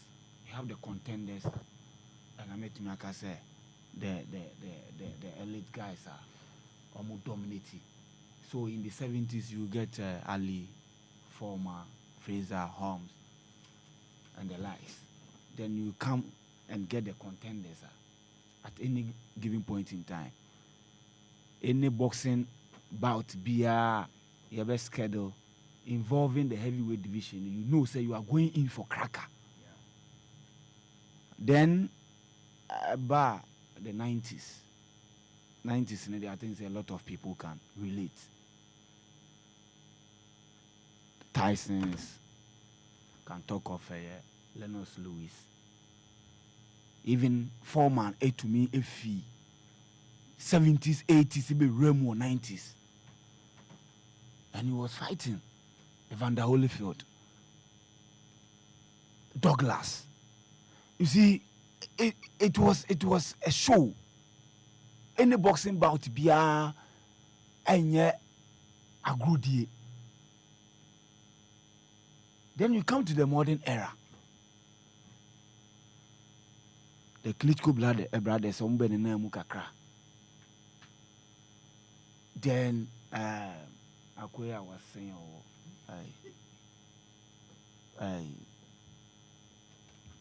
Wilder. Anthony Deontay Wilder. Hey, Deontay Wilder. Na AJ. Tyson Fury, how be na my retire, you know, my vacant belt in wako depression, a whole lot. My back, my back 1 or 2 be my retire. Just a jokes in Kwa. Then say baby I do say the elite kakra no woman because I've talked about say the modern era no talent no new. I can say I think the man no more talent kakra no here the Klitschko brothers. almost if DL Power Sports. I can say obi a serious contender to cry Alexander Usyk. Ono kra no cruiserweight. And because of say heavyweight for na Santino. Oba ya no obeche AJ ebo ne J belt. Say they make an what say. Iti I think say they are taking that for granted. Engadu ya obejina ho ye. Eni kwansan ke so. Any quantity source because this is a guy over MMA. Say what I say. A whole crown he has issues. I want to me and so all of a sudden boxing a month for to me then over 300 amateur level before becoming a pro. Making sure say so Obeba be mainstay in boxing a year professional. Making sure so called Olympic Games near there. Then all of a sudden, one day will be the house. Sorry, I believe said na Betty Susuntino. He can be a professional boxer for that matter. Yenso so near this kakesi akwakotoso. No mako. Just a good DB, a DB sa yakwewi. And round 2 near Bokwa Blane. No doubt. Okwako jiska bebre. Yeah. Na obehwe no omo sacrifice omo blood. Muhammad Ali mu. Yeah. Making sure so ombe put it the profession boxing profession no.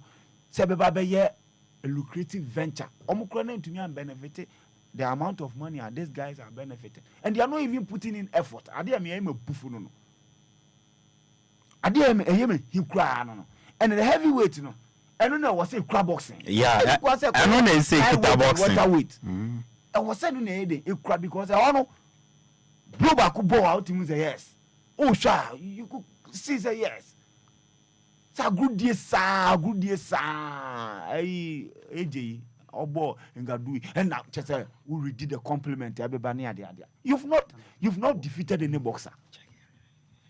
Nipa na one ne ko ye no. Ono ye martial art. He's not a boxer. So he said defeating him no ababe yes just yenjani just ono the best. It omu gu heavyweight boxing heavyweight division omu gu no. Because na uko waterweight division one a wash. But any kwan say then it happen like that. I was every division be I was at this stage I think said the heavyweight no I was firm do reduce the standard no too much. Reduce the standard no I'm sure sir you know my Tyson money Louis Mo shares they will say what is this so until when I need you to me call me aso into quality to me flu ni pa ni ya kanipa so e wo ring mu box ya yenyi ye ni behu ye ne bi no that time Evander Holyfield and so you want to see them box all the time anytime bia you know say former ne Ali Omuko how many times it's not 3 times yeah only Fraser how many times you want to see them box all the time because you know that you have a show. Wemo, you don't know what to expect. UFC fighter. Francis Ngannou, yes, only Anthony Joshua. No, on the live fire boxer no. Now we are just we near shada ya bragging we be allo promoters the man no fifa because now they have a country. Omo believe said they need to change their image. Saudi Arabia. So this opportunity, let's exploit it. Because omo do music be shame ni ade. We cannot reduce the sports to just money. The competitive nature, the natural nature, because well, it appears it was arranged. That's arranged because obi anyone the outcome I remember. Yeah. So I'm up say Anthony Joshua and Tyson Fury ekwakoko. But because of now Joshua elusu the title into normal person creative bibia now Joshua enya bet bi kita sene be obe to me Fury akoko. So they wanted that Fury Joshua fight to come on by force. You see into no mko shisha de we. Any kwan say ekoye any puzzle. your division yen na womb. Right? Yeah. You pick at anybody I will believe at this stage. When I'm person that was what was done.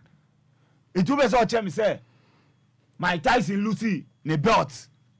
DL Power If I'm the holy flow. I just say on to me and you on to me ne Lennox Lewis and Kwana. On Lucy to Douglas and until I just say ya then ya do what to the back drop it on to me no.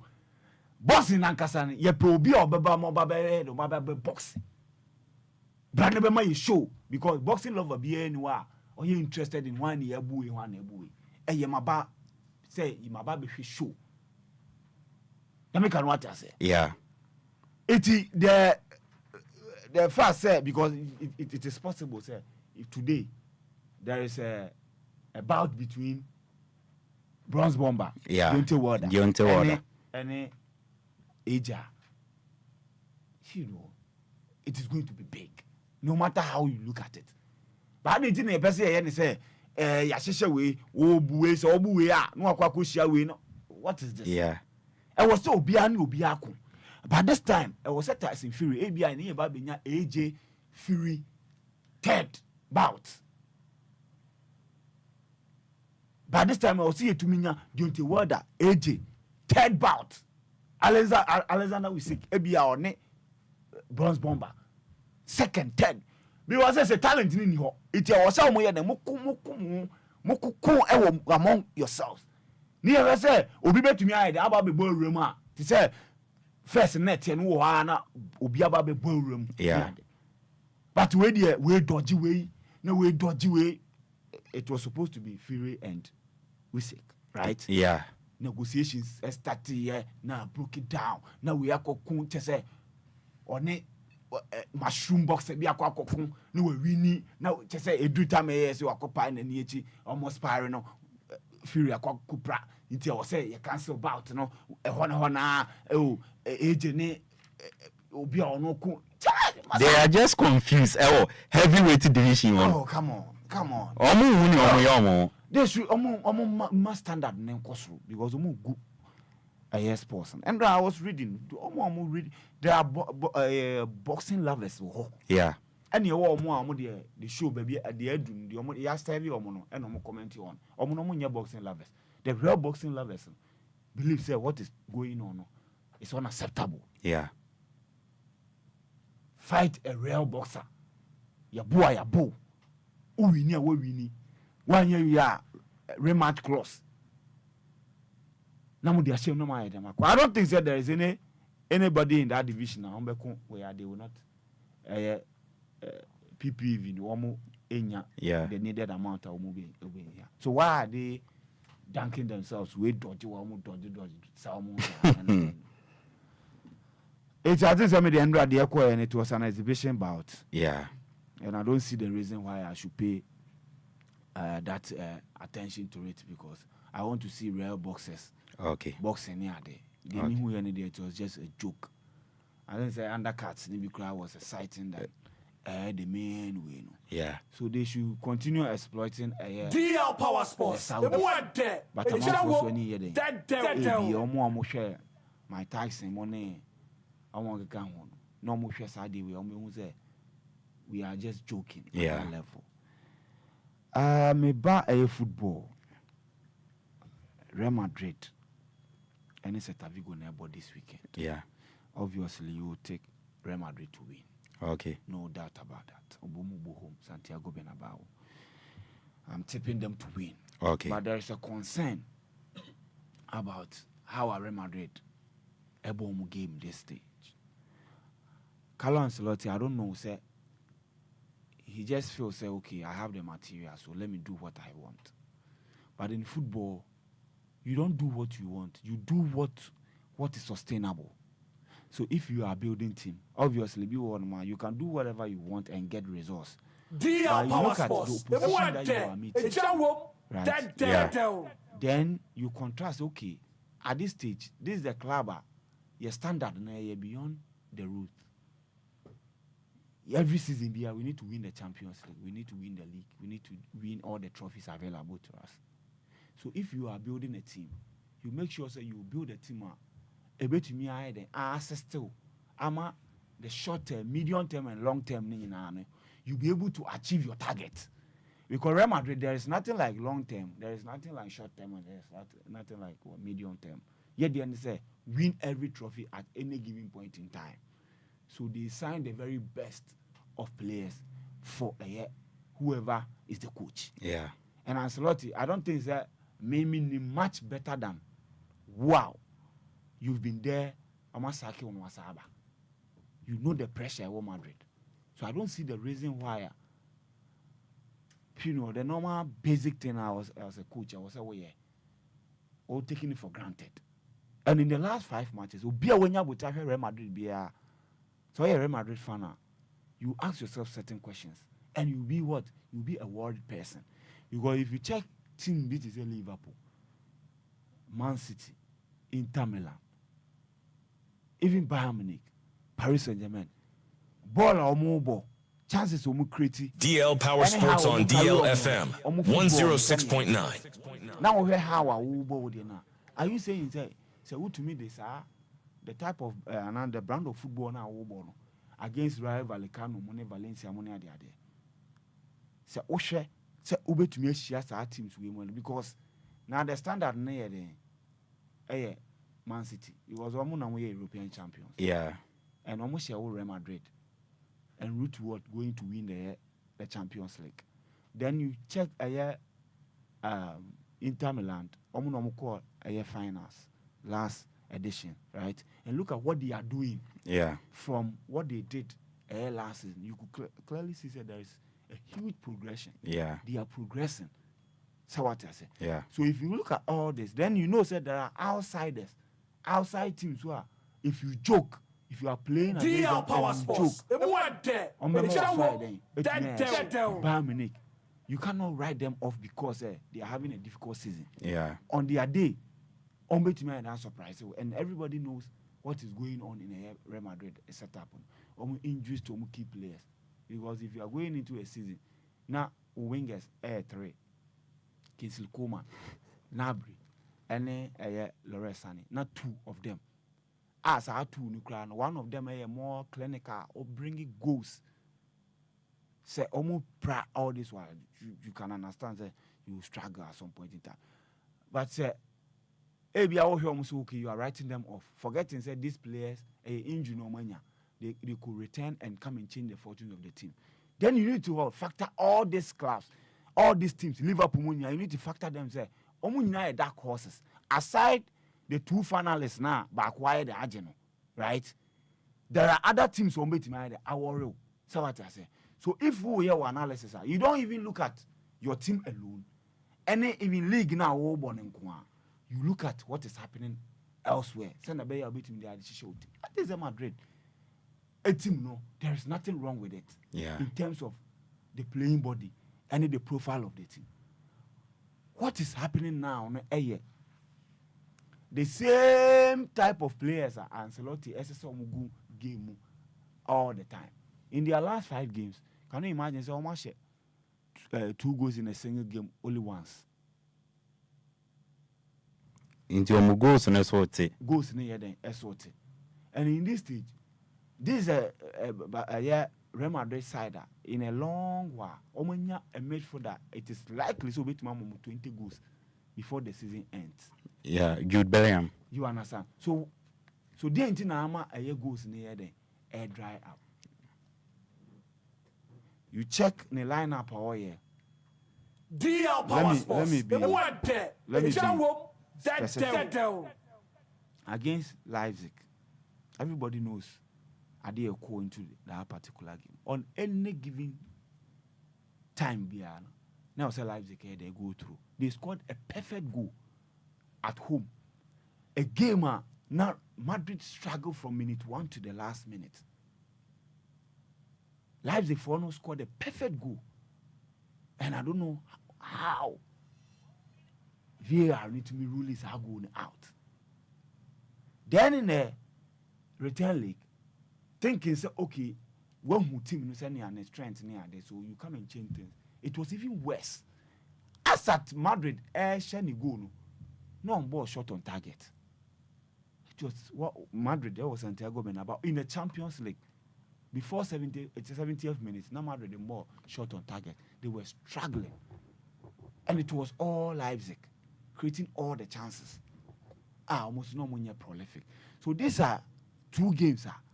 We a Madrid fan, you'll be worried. Against Leipzig, home. This is the lineup over here. Danny Cavalla. I think that the goalkeeping department in there this way. Andre, It's Andre Lunin. Yeah. Danny Cavalla, Rudiger, Nacho, and Afela Mendy. So you can see the balance there is okay. Then you come to the midfield. Tchouameni, Toni Kroos, Camavinga, Valverde. These are central midfielders. They are the same. Almost attributes, the same because Toni Kroos more of a DM or no register. Or by making sure so control the tempo of the game. Only dictating the pace. The same thing. Tchouameni Mojimo almost though almost defensive attribute. Then now because I was switching. I'm even so busy Toni Kroos. Edward Camavinga, the same thing. Yeah. Midfielder. Then Valverde, the same type of player. You will not get creativity from these players. Obeka said Toni Kroos will dictate the tempo of the game. But someone will do final third, you need a creator. You will not get that from these midfielders. So what I say? Yeah. Then you go to the bench. Then you see, say, they have players. You have Rodrigo. I'll bet my I'm out the weights. So Madrid airbo gamer. First half, you could clearly see, say, one department of Omo up front, dead. One dead because there is nobody stretching a team. You have Rodrigo on the bench. Then you have I think this season he's been their best player. Brahim Diaz. He's been their best player. Yeah. Vinicius April. He is a guy or making sure that giving or providing goals and the assist and making sure some Masaba. DL Power Sports. Last week, all the struggles are Barcelona come to the stand say out of respect. Any other coach almost Javi. But because of respect, it's your money I agree say at the end of the season, obey free team. And because of what? Adiana Madrid yeah. And now compare today. The difference between Barcelona and Real Madrid, even as at last week, Naka Barcelona to me share Bebawa, Naka Beka 6 points. Can you imagine? Barcelona they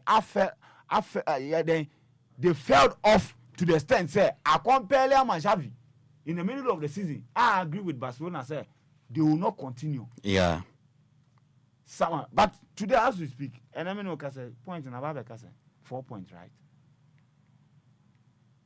What I say. Yeah. So it means Madrid are taking things for granted. Almost the young be at the grow. Okay. And I think Ancelotti should go back to basics. Yes, you offend some of the players. Yeah. But you should let them understand, sir, the team come first. Okay. I think, sir, also central midfielders be really a good team now will struggle. The SSU you see, sir, they concede chances. Yeah. Upon all these midfielders. When you are watching Madrid, they concede chances. Okay. And they concede goals also. So what I say? So I think, sir, it is important to go back to basics. Okay. So 4-3-3 no get a wide players. Your solo no, yes, Obi and Kasoye elite, a striker with mama 20 goals. But I think that so our Madrid team their chances creation any almost goals almost more than when he is not in the team. Yeah. Because the player and be okay on go, but on making sure say obey give the other players freedom for them to operate, create more chances and score more goals. Why then do you what? Because of say Saturday when enemy are you think so, okay, let me give Camavinga money with an opportunity to play. Set him the fluidity of the team. No air course rama yashi goes near there. say be ko say nko you think say okay we need the no oh yes sign no ono kra no you know or a privilege say ya sign kwa dey about Real Madrid but it's also there or share the interest of the team no be make sure say we select players or my team na function than maybe a players be I believe say or my nimu here then hey Harris want to me more start as I said I'm expecting say they will win against Celta Vigo. I want to see certain changes. Okay. Mate, list of Mensa and Watin in Casono so Edini de Abba Eddie Fiamana ni Mammy Comebra free fast Spencer and chain na on Faka Crank na Mrene de Enya Mensru legend Fieni or Inti Mrene de Mensru Bibia Abe fine. Me adapt keke me Faka Crank Wamano ni Ambrafi. Me anum penny for mo the name go for me seriously. Me the studio hand but me also enjoy discussion there course no more analysis don't we manage home pa. Sure. My starting free boxing say na Sylvester Icano. Okay say around 2018 and I say saying almost about be between Floyd Mayweather and Conor McGregor. Yeah. The same on the same bout with McGregor as free mixed martial arts and also a barber challenge boxer. What you say obi so into minim dentia promoters no e pese all the time no omo fa ho e bi sala so omo hu say bia omo e be fa ho am make a lot of money into no and am yes ada but I know say it's about no and travel I think the 5th round na ana Mayweather and okay Conor McGregor about 20 man travel and question and they said na Sylvester Icano boxing lovers no they always want to enjoy omo pese e mo showdown on Tokwana and Konanim Poki Krana on pound for pound. They want to enjoy it. But Omunya enjoyment, no. In as much as we doing business aspect, say person making money. Into Nibia, a Chinijaba. Miss martial art for us, holding. Boxing is so that. As a debate about okay, Sadia near. Yempa we cover with free hand family because we be Pulu Hanum crowd no. Now we swear Pulu Hanum today. Benya pay-per-view no more. Oh, or my bebo. But and my beauty of the game, you know, because I said there, Anthony Joshua about here Baswi. I mean, second round, let's say I'm knocking boxer.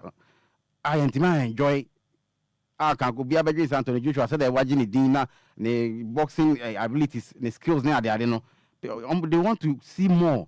The Bianca travel Bianca 9th round, 10th, and I say 11th round. No, they are hungry, but I go back and boxing lovers no seriously almost be ya will be a bass or baby share you baby enjoy now most no been travel from UK near there for Saudi Arabia long distance now why and I say we walk up on trans we munyan trans say upon acquire bona from I remember some Mike Tyson and no bunko for under 1 minute now they finish you DL Power Sports on DLFM 106.9 Yanka say memma obi knock you be within the first round or second or third but omo no omo hu na edin enti na omo to be obi within that short period no but this time I say boxing humra and mixed martial arts na nyepe even though ni na ya almost ebusia ba ko mixed martial arts no ye isu ye nan ye isu ye nsa ye tentam ultimate tam nipa na to form no abo no ultimate to na ba boxing ye nto ye nan ye nsa no obu ono ma ne ho wedin watentam mu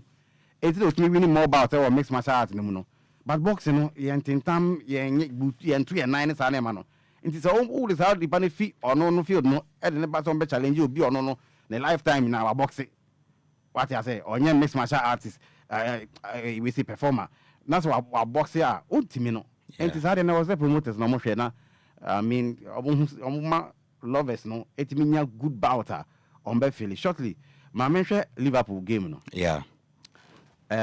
me bra penny no na nedu the fact ni na good form and I'm very happy but one thing so me pese me dey kan ho say Jurgen Klopp a must win man nyame say an kind of cray wa be serve Liverpool 9 years ni okono the trophies and echo we any last opportunity I so to meje Emma Liverpool for onanga can say must win I decide winner no I decide of the league no seriously say decide that yeah on conjure bibi ye hu coaches are on ma conjure bibi anya something out of even emra players key players pra emra nema mu ayede no the conduct is to me bibi.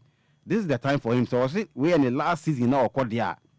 Ombo mo dia so with my bibi dia Liverpool for because on your match nache. Enye obi an nya nsa o. 9 years. And na forms her at all costs because onim na say or draw game we are ma Arsenal chance. So draw game we na say Arsenal win here. Wa Arsenal better anymore. Intimidate shortly no the American say Liverpool a must win. So almost a club say or call. Now the OBJ be the Liverpool over the last 6 years. 2 teams when I win Premier League or England. Man City aje 5 and Liverpool aje ba ko pe. Je ba ko we so kan ho na fe ye fam praprato. Enti kakra me de beso so no. Mate mebra a FIFA Spencer and watching in Kano. Uri kan etsi na do the Kino Sports nka and obeti mebra list to and so nka and mebra a FIFA Spencer e wie dia man sambe dia dia man on nsem and ye mum pensim ni nyina besi na ya tie sifie edi nkomo ye bedi nkomo bebri na e ofie emre ne dia ye ya de intima mu nsuro ni ese ye de serve mu ofie bia no ye de best serve mu na mu nso mu nya ne kama ha e deal 106.9 FM DL Power Sports weekend edition and ye guswa ye de S7 some lady baby ye do no ye ba fie na ya be bobo nsem no so na bega fo na tena se na ye di mu nkomo pi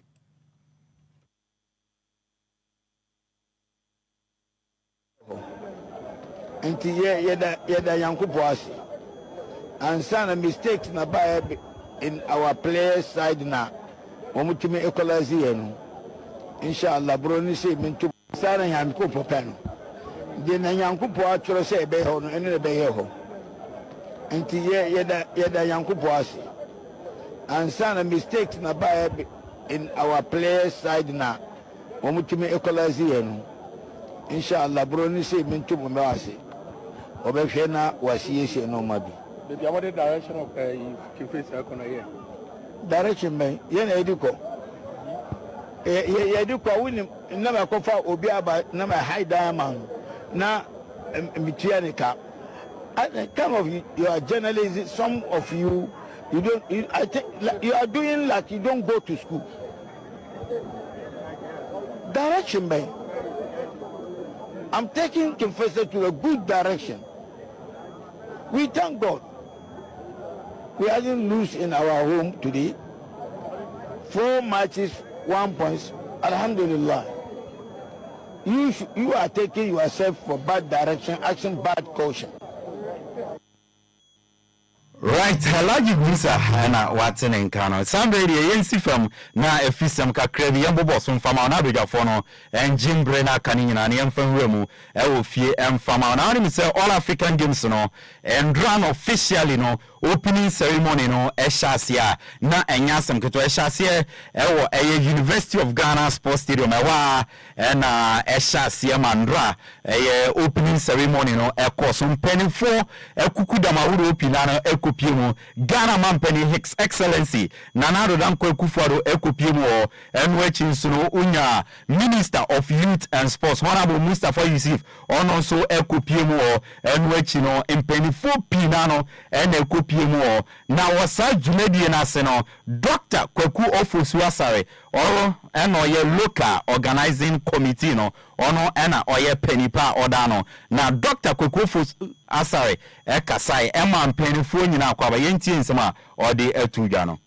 His Excellency Nana Addo Dankwa Akufo-Addo, the President of the Republic, His Excellency Alhaji Dr. Mahmoud Bawumia, distinguished ministers of state, distinguished personalities, distinguished diplomats to Ghana, as Ghana hosts the first ever in the history of Ghana. We host the extremely hard to get this far, and we've put in place as expected and chart their career paths and distinguish themselves.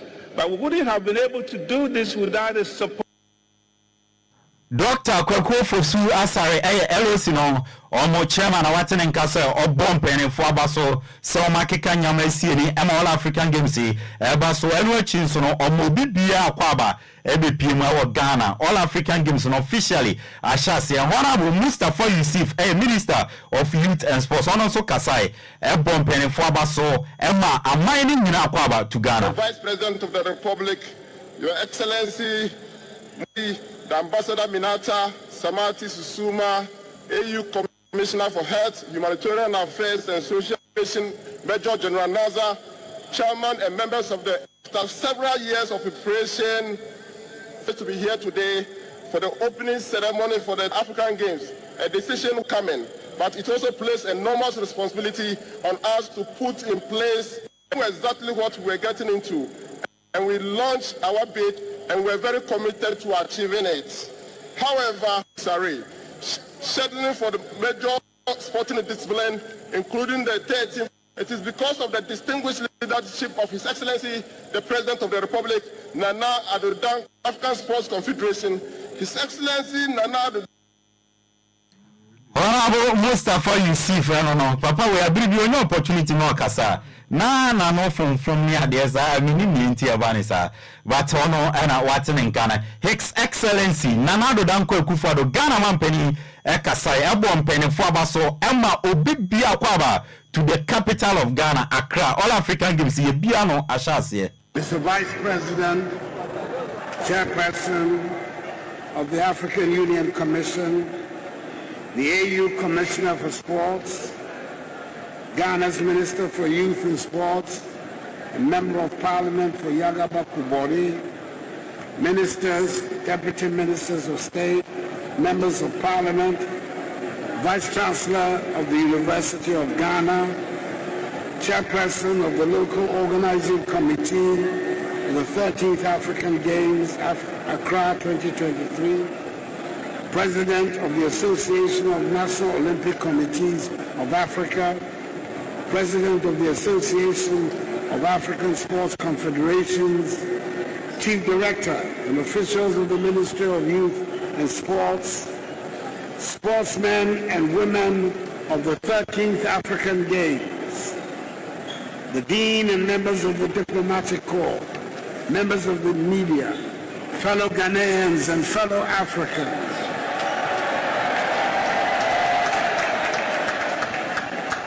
ladies and gentlemen, it is with immense pleasure and pride that I welcome all of you to the vibrant capital of our nation, Accra, and to the opening ceremony of the 13th African Games, Accra 2023. Ghana Mampeni His Excellency Nana Addo Dankwa Akufo-Addo Nebusia watin in Ghana All African Games ndra emema games ni bi etodwa na wo group A no Ghana under 20 yan shebi sanso na Congo an shebi 0-0 NAPM na Gambia under 20 so an shebi Benin under 20 so an shebi emana fam no Nigeria under 20 na echi Morocco omo under 20 no ebo meka mienu a omo ntumi ante ewonsem eno no nyame adoma ene okopie mu ewo mana fam games no ebeto aso na oma ye fa ni Tanzania omone Uganda under 20 no ena de beboni 5 p.m. Ghana time ena Ghana under 20 no Yusuf Bazigi ene mano ene Ethiopia under 20 no ede beboni 8 p.m. Ghana time. Two games winning no ebekoso ewo Cape Coast Sports Stadium yede won some area to win na head of that game na eba so no ena Mukama Abdullahi oye striker edema under 20 imane echima nyame adoma ne Ghana for bibia emra Cape Coast Sports Stadium na yembe supporto MI1. And I just want to use this opportunity again to urge each and every one of you who's around Cape to come around this weekend on Saturday to support us as we start our All African Games this Saturday. Thank you all for your support. Mukama Abdullahi striker and my Black Princesses and Watson Karabusia Yamaba Sute to one from our division 1 was zone 1A no matches Ebeba so na otwi week 16 Tamale City 1 Techiman Heroes 0 Embra and as a game no eto nyame adoma the game ebeba so no steadfast any mana ebebo wa power any victory club ebebo and afin so ochina games ebeba so no Northern City any wa sultan ebebo DBB United any Bafo Soccer Academy ebebo Brokun City any Young Apostles and ebebo Techiman 11 Wonders any BA United ebebo and a Mighty Royals any Liberty Youth ebebo way any games are ebeko so Division 1 Zone 1 Zone 2 week 16 no ebesha see and the new Edubiase FC and Young Red Bull and Edibabweni Ochina no Future Stars and Soccer Intellectuals Edibabweni Venomous Vipers and Kumasi King Fraser Edi Ebabweni Elimina Sharks and Swedro Oberaks Edi Ebabweni and Baseke Holy Stars and Asekem Edi Ebabweni and Inzima Kotoko and Park Academy and Ebabo Sefi All Stars and Cape Coast Ebusian Dras Edi Ebabweni and Sky FC and Rose Park Edi Ebabweni Nyame Aduma Ochina Zone 3 week 16 fixtures no Shasia in the Accra Athletic and Nania FC Edibabweni Vision FC and Akachi All Stars Edibabweni Ochina Huawei United and Home Stars local derby so King Palace FC of Akosombo and they still believe Eddie Ebebweni and Kotuku Royals and Susubibi Eddie Ebebweni and so and Afinso Nagod and Golden Kicks Eddie Ebebweni Kofodia Sempefi and Oko United Eddie Ebebweni and won some and on Yenko PM our Ghana Premier League media now watching a week number 20 and Ebaso Nyami Adma and Kara United and Asante Kotoko Ebebo our National Gas Sports Complex 3 p.m. Ghana time and as I give no Ebe Koso Accra Lions and so Wafa Park El Sugakope 3 p.m. no Omni Brekum Chelsea and Ebebo Nyami Adma Ochina Nations FC and Mediama Ebebo our Dr. Kwame Chin Sports Complex 3 p.m. and as I give no Ebeba Sochina Bechem United and Samates 1996 Ebebo Ochina our Nana Fusuji Abo Park and Afin Sono in days I give no Ebekoso 3 p.m. Ochina Nano in Swatreman Ebet na Professor Nana Kramansa Park in Swatre any Dreams FC Eddie Abweni 3 p.m. Ghana time and as I give no Ebekoso and Edriana Stars any Legon Cities Ebebo Nana Jiman Bedu Park Nyami Adumochina 3 p.m. and as I give no Ebekoso Bebiani Go Stars any Great Olympics Ebebo Bebiani Dance Park Nyami Adumochina 3 p.m.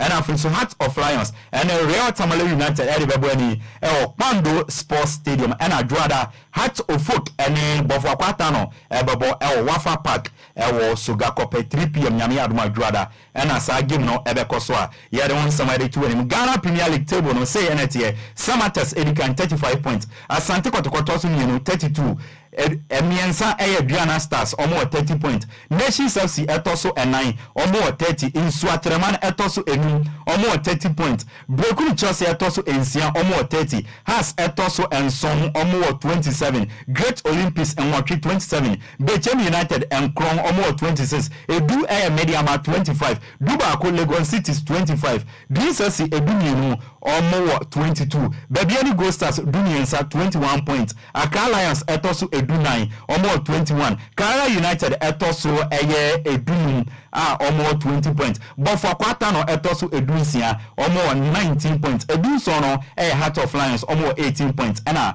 Real Tamale United Ekratwa almost 18 points. And so Woman Shenia bet me ako relegation. Top scorers no Isaac Minta Diana Stars or 9 goals. Augustine Okrano Bechem United or still 9 goals no Eda Sujana. Hamza Isa Hatofuk or 8 goals. Steven Desemukwela Team FN Asante Kotoko 8 goals. And Prince Owusu Kwabena Bebiani Goal Stars or no so 7 goals or yeah they want some area to win. Now head off and the game about between Tima Yefene Kara United and Kumasi Asante Kotokono and David Okru our head coach Eddie Amako Tokono Echimana or assistant coach rather head coach no Dr. Prosper Natogum in the press conference and any Kasano David Okru and Yenim say Oma Kacha Dr. Prosper Natogum se mon kasao Emrene Krabia and Ebechere na assistant coach David Okru Echima Kara United and the UMO FA Cup Munti enne Omu Ewo Mufio no sa game we no masa Omu Kwako Makara for a run for their money. They've knocked us out of the FA Cup, so we are going there to give them a run for their money. and some assistant coach Edema Kumasi Asante Kotoko David Okru to Abrante your friend Mohamed Asigri a midfielder Edema Bobokwa your friend a Kara United also Kotoko a big team na big team no dino na man e big na mo woni Kotoko masa ensise usuromo nyame aduma enne omo Kara United for no omo she supporters ni nyina boss omo Mra Stadium omba pikin kunumdie ne edie tima your friend Kumasi Asante Kotoko. This match we are not taking it lightly at all because we need this maximum points to shoot at. Our position is not favorable at all, and we are thinking winning against Kotoko will boost our morale. We are fully ready. Kotoko is just a big name then, but playing with them is normal. We've dreamed them at their home grounds before. We are beating them in our league here. We are fully prepared and we are assuring everyone that we are beating Kotoko. Around your friend Mohamed Asigri midfielder Edema Bobokwa your friend Kara United and Watson Kahato Folk Juara Omone Bobokwa your friend Bofo Kwatano Nebo Elijah Ede midfielder Edema Bobokwa your friend Bofo Kwatano or season almost starting very well of late in Yama Jegudi among them weekend way against my friend House of Fukuno Omo Beshe has normally a bounce back coming into Premier League, and Shabanye is a Premier League number one start league in your Kuiman and all of a sudden your master start to go for my I don't know. I think your players now just ever bounce back. You decided to ever bounce back. The statistic you have to put in. Around your friend Elijah Ade midfielder Edema Bobokwa your friend Bofo Kwatano na ebusia Watson nkane sambre de yabobo so awie de emre na kana kona nimu ni nyina de ye de babe dim komo ofie ansa na ya be fam course no nkomo pina na yebedi all African games no ahyase na LOC ni minim se oman budget for media it seems ende no dede na wo fam akra ha no kra course no oni ebinim dim koma omunte all African games no mo nhyeda nte won popuye bebreye enu achi ne nso no in the black satellite and ndra omo hyase no omo board eden na ekọ bone anyama nko ye bewrem na otwe nso na Professor Peter Tumesi a yesu ase ne money ma oda na di e National Sports Authority na wo fam tie be amampani nja ne kwan no finally okoye ne ba no ayiye ba ekosie ne ba no ba na amampani eja ne kwan ya in fact na ya yo sempa and so ye bedi nkomo se den na afedi esia finally mampani tie Ghana for sufra yeja papa ye friend Professor Peter Tumesi kwan ye bedi no nkomo broken Chelsea so akofa Samobuedu until after 2 seasons no Samobuedu is back into the Ghana Premier League and enu echire no so no Ghana Premier League no matches Asante Kotoko ne ade nyina no ye bewrem di ama na tew no menko abrante ye friend Kwadwo Bako embra Mesumano emani kopie mo opening ceremony na se all African games na se on money too emfama me endra ni odi na ni ko eni ni esi wo nyina no on money too emfama en Kwadwo Bako mema wachi ye ja Apakan na boko de ya mi adom bi ai fine fantastic endra woni journalist akọ gina mu opening ceremony na se de mai bonito then a course so in general no bonito then a course okay we have a camera was one say we first time Ghana yes yetimanya kwanya say yetimia host bibisa we say first of its kind and not just 1965 na Congo e sha say didima we even Kansas Africa country na West Africa country what me host to be na just say kwa say Nigeria and what my host to be ba o he de ramp you force me to turn near man no any your culture near man ne dia na je say bibia da na kwam we security wise any near man na je say ba bi fa bia no na say security no e je say tight any near mu di go akwam protocol near man no na fine ba on say na wusika no media yin na akwa say problem ka creative ba ho a accreditation no accreditation mo so mo di media no edu ba bi na akwa say di pa do no mo apply no bia insight me aka na krata I was say wetimi kokoje na accreditation mo send date anytime bia on family dodo no kopie mu ha omo se o da bi ye kan rejected enti no ma ne ma bebre etimi course na amanfo na nye ho enti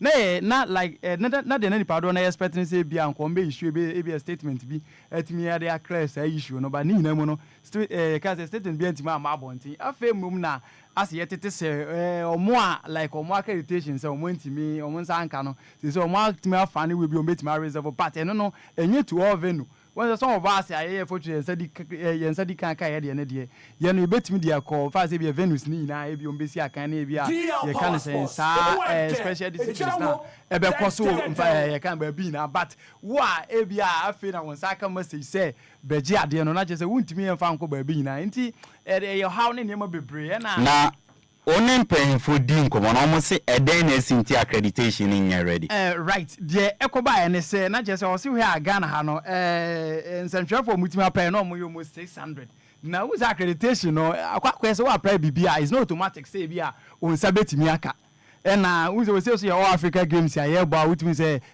other you can Africa country no so no nsentwe for ahodo bebre ho mo so betimi apply bi intini all no na je say koye almost best 1,500 it was a community issue, but ultimately issue now. But once on the part of mono mistake come here and say so be apply at the end say when I say ultimately farmer na we say na you know communication you know a true you can say email ni Gmail na you receive but automatically no more be in second letter say oh, okay you can say where you now apply and you team approve enti you then you print out na your national IDB na this so and so date time we bra Ghana airport park na beji na se nipa be do na se wo say rejected a who's are they we timi kan ba bia ma na yiyi e na this our problem no ba for now no I think say mpanyufo no mo se mo timi resolve a obi a onsa kan letter say bra beji we na buy almost rejected no for now no mo say mo timi afa kwan bi so mo betimi printing out say be a onsa betimi aka but yet to all venue. Okay. But in all no event na you very successful, right? Event na dey because say first time Ghana ye host to be ni we dey wan pay for si ball modern culture ne na e course no dey in scale of if I say be 10 to can say 1 to 10 dey at least bet ma 9 because first time and I don't forget say once it me build when I think say 2018 and 2018 so no you and I know say 2020 and COVID-19 it me twi ni tin ne ma hodo but we dey wan pay for team organize year 2024 yeah they say still na Accra 2023 na so he ne ma mutim di go akwan many facilities ne niema omotima ye dia na je say no scale of 1 to 10 dia betima am 8 ya I think so mabo homo de ye we say something ya man na wie ye enti e bia na e kan say senior wie ne be hu chale but say no media na nkasa na me tie nsensem bia budget pot o moya ma media na yetimeto bia enti wo kwa eno ne se wako na many in say country as a two countries and be do ye mebo. Yes well na expect almost you can say 54. Okay. 54 but as I speak now I think say 52 na omotimi aba ye hwese e bia ada yinim de so mbetimi aba de but so far so good we say dodo na hwe am de send footage na dodo na timi ba ebe na ne ya be show mo flag ne niema but so far na expect 54. Yeah na ahoho na ba e fi other countries no oni ebinom din komo athlete ni ade no Oma won't can it say Ghana Gio also. Yeah, Obi I happy to be in Ghana. One say you and I know say moment you bet me to cry every one can say we chrome no be kwa do baby no. Yeah, you know ba say do baby na friendship no no say we call media stands ni mo where they were money other you know police or movie other you know media houses from outside the country no. Ono mo etbi edins awoso na dodo na eni age ne dodo na so din koma o mutimi ka say o money age Ghana where they were music board Ghana di na exhibit ye culture ne niema Ghana aduane ne niema dia ohwe so far so good we just want to boost niema ohwe niema na amamfo to outside the park ne niema ne dia na je say no mo you know mo ye minor business no so no omo say no ultimu say scabe ball mo butum. Okay ne kra no obone tofa area maya all African Games and opening ceremony now to going forward then and we pick it from the grounds any expectation of Ghana for him. One say is a term says in you for Jitum say Ghana football nego. Yes, because the whole say event here you do because I was a multi-member gate free near the idea but now akwa say park na kwentimi mboma once me be musa mu discuss say you can say LL o mo ball boy wo you can say Sadia Libya we dey park si yema hwe na no aseki mo say ne kotoko won say sit here enti bi dey mitimu say it's time say mpanyimfo no etimi Emma or money don't know we invest in Coast League ankasam let me revive the spirit of Ghana football because ankane na ka say bia ka say Ghana sports and ka say bia Ghana football na ya yibi say ya dia utu say na spirit no ho in 2 years no bibia obi a wani je wom but na na kwese obi ayinani we say yes mpanyimfo try say o betimi ade niema agu akwamu pa dia na ka de wa ade nsi kokoye ne de minua nanka very very bad but so far so good but don't know to me ejibre be pma e ma na ye fenti ye hwe na ye team no mo na ye hwe say at least almost omutimi mo because who says also ni ade no me ma transfer game kakra no me kwa akra sports we kakra before me search ye esan call you can University of Ghana Park but as a ball no ahodi nim ball no emu emre enti ye hwese bia ada games e ho no bia ebetima ama ye homre so dia but football aspect ne dia bia man mum na ye fa ye ni omo achi because they can do better mate wabo adwuma me da se why enti abusia ye nsantwe ni kwadwo ba kondra ono no kopie mu ewo in the opening ceremony na se ni esi obia no ana wabone tofa dia man somebody ye bedi efiesem no enkomo enti mensha se emfafi listo ma mensha se emfanfi winchen Professor Chumesi finally after 5 years ye jana kwan then the legacy ya de be kai Professor Peter Chumesi the legacy ya ojaye as NSA boss e bi ni sen and afin so LOC no then any problem up to now yen to me promote all African games ni man nje from even Accra no Euphoria no e fam ye be di won komo bebre na under 20 team no on first game on my draw and right then I'm going forward and then they say you see Bazigi and then my one and so omo bonde yen share ansem we nyina we na ya ba Ghana Premier League so list of maminsa embra champion. Yes, I think that it was ne way it was late. Second it was late. Osho said he's incompetent, he was clueless, na onim industry na yedene koto yedene ba mu no na onti ase no onti bibia ase and what you do as a good leader is that sometimes obe ya appoint you ma oye den who could lead equal bia maybe bia wonti ase what you do is that you learn on the job. But there is a guy who was arrogant, very arrogant, thinking say on one case betumi use the common sense but you see, sometimes, yes, you apply common sense, right? But if you don't have knowledge about a special subject, your common sense will be useless, to be honest. So what I say. Yeah. So I say, I know nothing about medicine, right? Yeah. So my common sense say yes. List of master page our voice mu mama kakra, right? My common sense tell me say Mami take you overdose, but overdose and only a day. What I say, yeah. Do do saying na wofa ebe say overdose.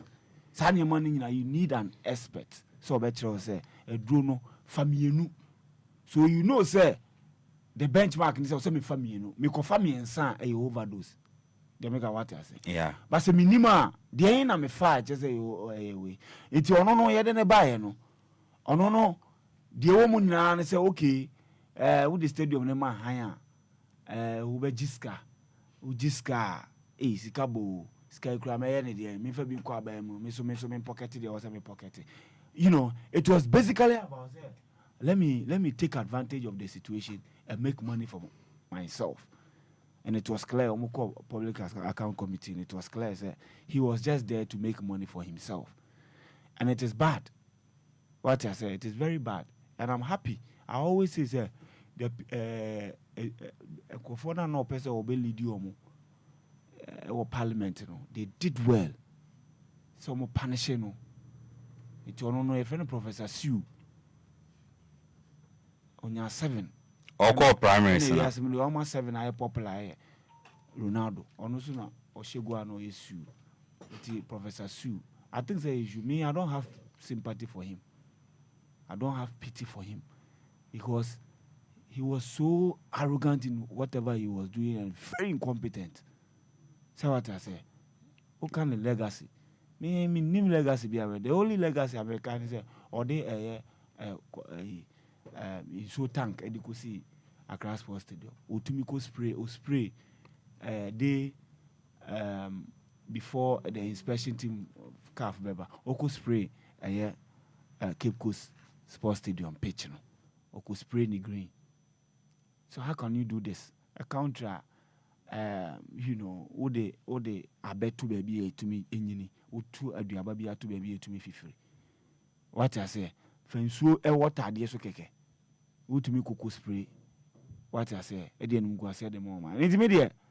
It was late, but bisa say ni legacy only legacy bia ni legacy need your call public account committee the embarrassment occurred oko show hono nti ono de ono put na sem de infant to baby cry na next person na waba no en show commitment adwuma no nimu a ombisa omu nimu sabe nyisi kan ko an ade nyina wo se seske wo wi asemu nyina e di good dem na so nimu onni anu nyam te say the professor Chuma say ni anu nyam wo man bia o man we mu a na mfa so ben na we de unyae. So what I say, obaye na ultimately making sure say your pitches ni nyina hybrid or pitches I share wasi ni nyina hybrid washrooms bibia ekoye what me to borehole investment sika unya wo de what me to borehole serve as what service in so ebeba various stadium ni nyina no adwuma kama. Won't rely on DL Power Sports.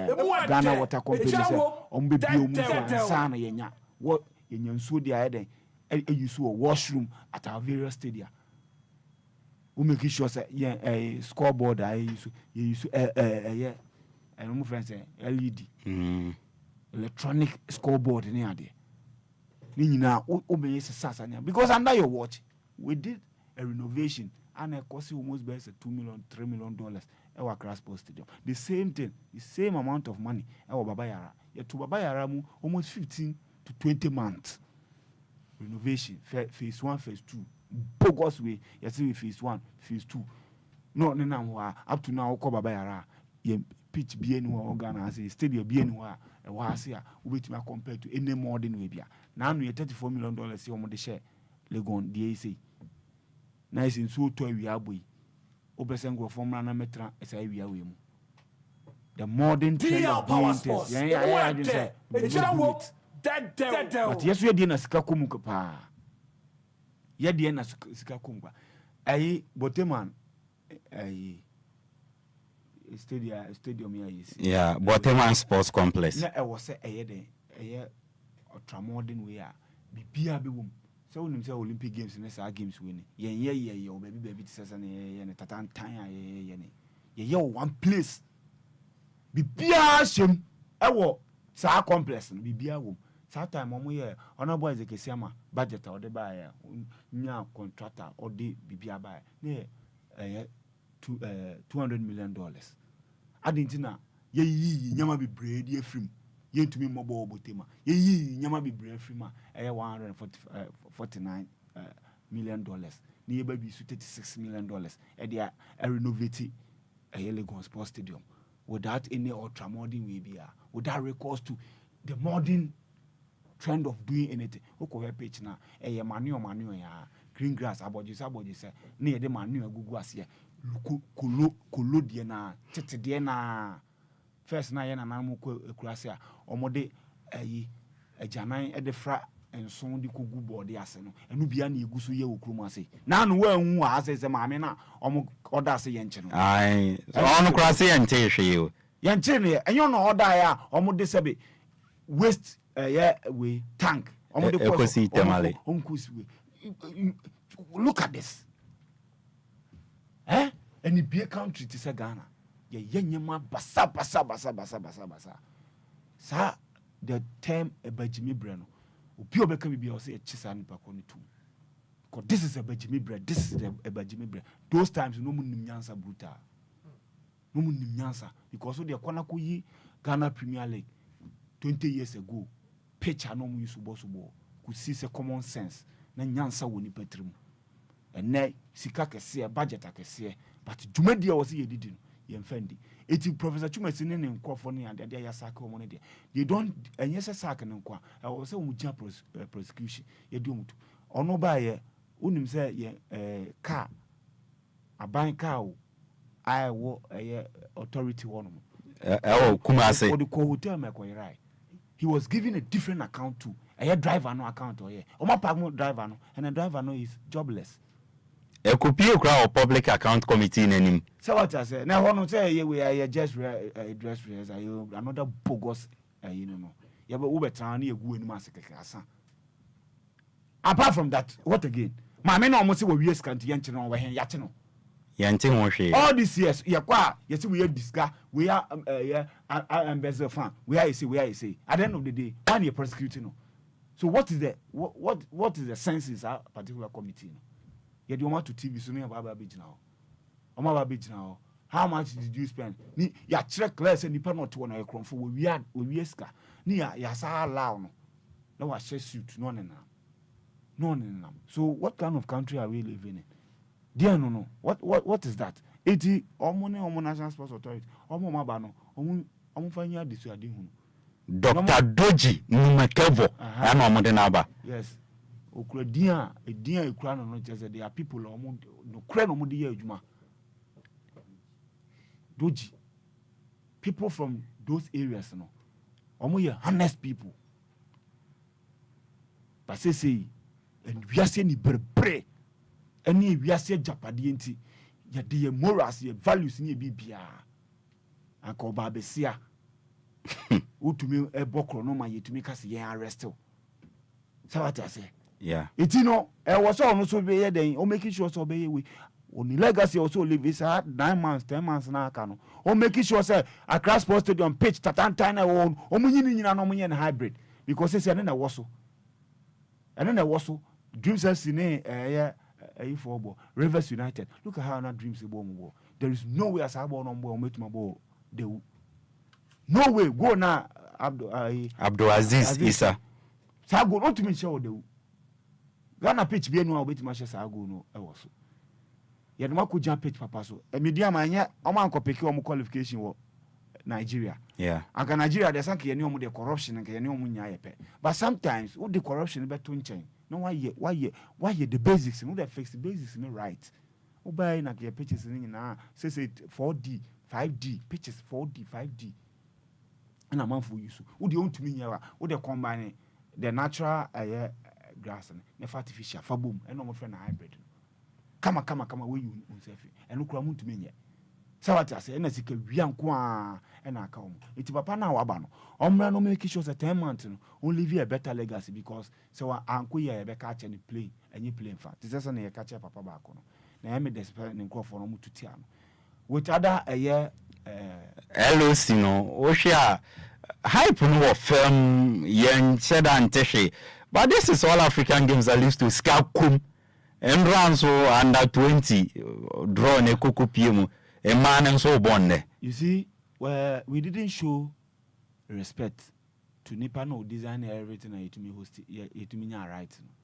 Even Mr. Rex Danko. There is respect and total disregard of that man is the reason why I face the face because I've been born I wouldn't put him too much. You understand? When Bibini a sense baby a skawa, Obey you free ho. Onim say, look, Obia on special. Yeah, wa say. Obia wo unique ade Nyankopon de ema wa. See wo kuma no matter what. Obia wo ade unique Nyankopon de ama na no. Wo de be kwa kwhye wuwo, wo de be wa kwhye fam. Utumi fam obi ada. Eto no nanim die mu no.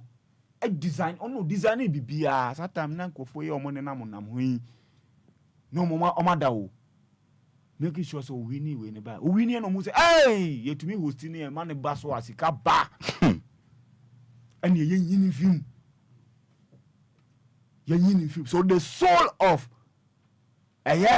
games na ye no o me ye film Omo year free because nipa don't know design here. Because before you win it, you need to present your proposal, how you are going to host it. And everything. Nipa don't know here design it. You did not to baby cry. You are born to baby cry. I date ya sika. Because the name dia wono. Who be a anka una lead my here dey kwaje bai. Uni bi. So what I say, me papa futuasa. Na mekan. Yen sentro for your organ I say. So wo dey wuti team bi na na wo ye wo nya adwuma papa bi na de ko chen sentro ni nsa. Egu na opese egu.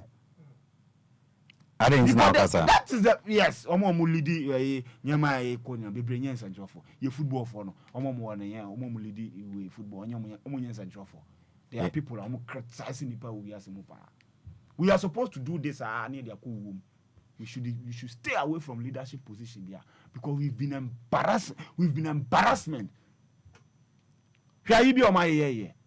One accreditation. A4 sheet. At this age, we accreditation. All the 2 A4 sheets. What is wrong with you people? What is wrong with you people? Yeah. They are the more money no. Because at this stage, you cut the cost. The more you cut cost, the more you are what? You are increasing sika over there. That is what they are thinking about. Because how do you know more next time? You call a year class 4, class 5, or more year in Takonis and Yamana no more years accreditation. They will not do this bogus idea and fancy and saying Paco. Immediately go to them baby cry. Because what is going on? It's a bufu. And these people are only the way. And you're going to cover a sports score abuse at the end of the day. Okay. Yeah. Sports score, almost say,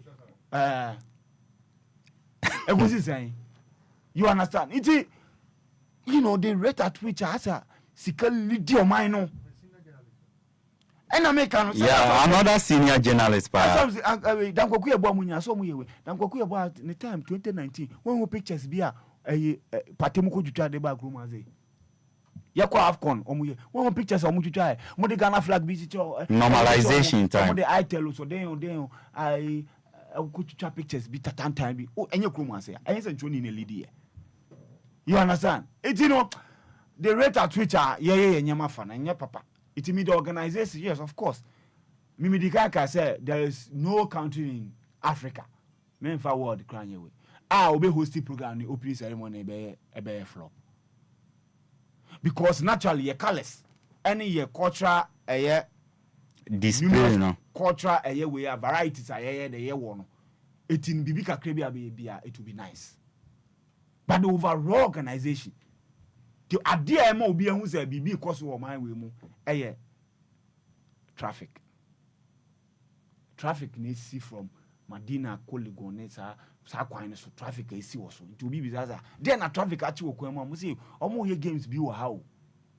But say obi nim say all African game, Olympic games. No Africa there and ye bigger than AFCON. The Adina ye host bigger than AFCON. When nyama be brave nation AFCON they ball pe. But we born and kasa won be baby won. What I say? We are bigger than AFCON. Yan transfer. Artiste for akese wo Ghana ibi wo Africa mbe wako pebi ape yimo medical mo ye correct nyom ne ma promote games ni be 3 months to the way makwa akofa akwa bi na waye anyum bi na mo send my WhatsApp so to be show respect. You come here, you speak to the programs manager, say oh games aye ba be ye ni Ghana ni ye host say o say ye man ye popular nti anyuma team aye den ye releasing for games nti pese mo bɔ man mo bɔ show na ni kwa say kwa sports nkwa ye mbɔ nti nipa na obɛbɔ no now they are to just say African games.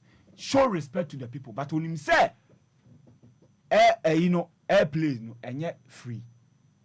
What I say into obaha sika kakra na also oja nti no and you own si akra obeseni to WhatsApp so say wo no woni djuma dinti no download na bebo money free. What I say by PR work. You can't tell me say me a journalist nti what the bibia beto so I should post it and I should say something. No. Ultimately, me PR work. There is difference between a PR work. It's in a public relations officers. They receive salaries for a PR job on where they. So if you want people to do PR for you, pay them. Almost social media handles. I was saying, who did that?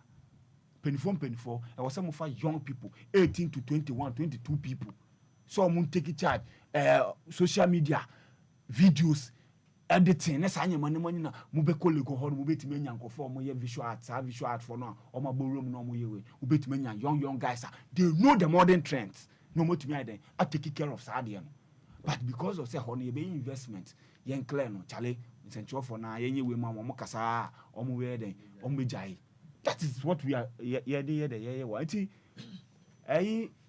course so organization is awanya bogus first started say o any breba nkofobia fam krase minister kwa lose in position was hard no yeah minister lose in position was hard no because yen nyina nim obi a onim the reason why as the Kesiama was removed to be anim say yes hard we botema contract sem near there they be say ye de be shem ne dia console obi ani ofa ona boy the Kesiama ofa oni nkodi nkomo secretly no be sense ne ade ye ne yapa because na ye ni koko season na mboa ye nyina obi an we yes of course so no ye in charge ono ye in charge what I say and on any way no it na make sense than what we are witnessing because ono de no na ye be ye bibia obotema ho so what I say na ni nyina ode amount ne be de be tudwa na nkofo bi say yen oboa ye be yiwe firi ho aba be ye nyama basa bi is a man ekwakobo Cape Coast. How do you expect us to move from here to Cape Coast? Because of the current one in there, you see Accra Sports Stadium. And the Yenya Legon Stadium and the Sabeka Vero Stadium say yeah. Na buti my so but Baku the end the one place pay. Intia almost also the improvement. You see. No, we cannot yet to me use suicide and justify the incompetence of certain people. I was say by now, right? Yeah, country maybe Uncle Edwin. Uncle was saying redevelopment of a Legon Stadium. I didn't over 20 years, young complete here. Aye, obi mo ejuma dia oso mo ye do mu didi ma man no. And o man say yen they make out as Accra Sports Stadium.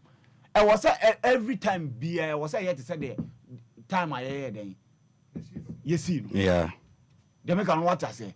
Eti obi mo to me because as I hear ken at the end of the day after 5-6 months after year competition we will come and sit here and discuss the state of this facility. What I say ayo mo anko for your masan ya na e had be show mo nsa they make an what I say. Eti me what I'm saying is that we don't need to make excuses for people like omo person be omo juma. We should call them out as it is. Okay. What I say. Yeah. It means Accra to me lose anyway. Rest. Dankwa. Kawakuma to ye. DL Power Sports. Because the oil no, I was see it to me Tianeka. Nisika because ne intellectual property. And oil then or the submitting in my way. Tika was say the man you know. Ye ni. Budget e cost we up and down by na. Ni dim what I say. And no mobile abaso omo ye we. They didn't acknowledge him. They did. And your oversight, deliberate. Deliberate. You know. What I say, and sad, you don't do that as a country. Maybe a sports in the one. You in fact personal way near the day in the baba. So personal issues with people. This is the time you want to get back at them. Look, the overall organization it will continue to be poor.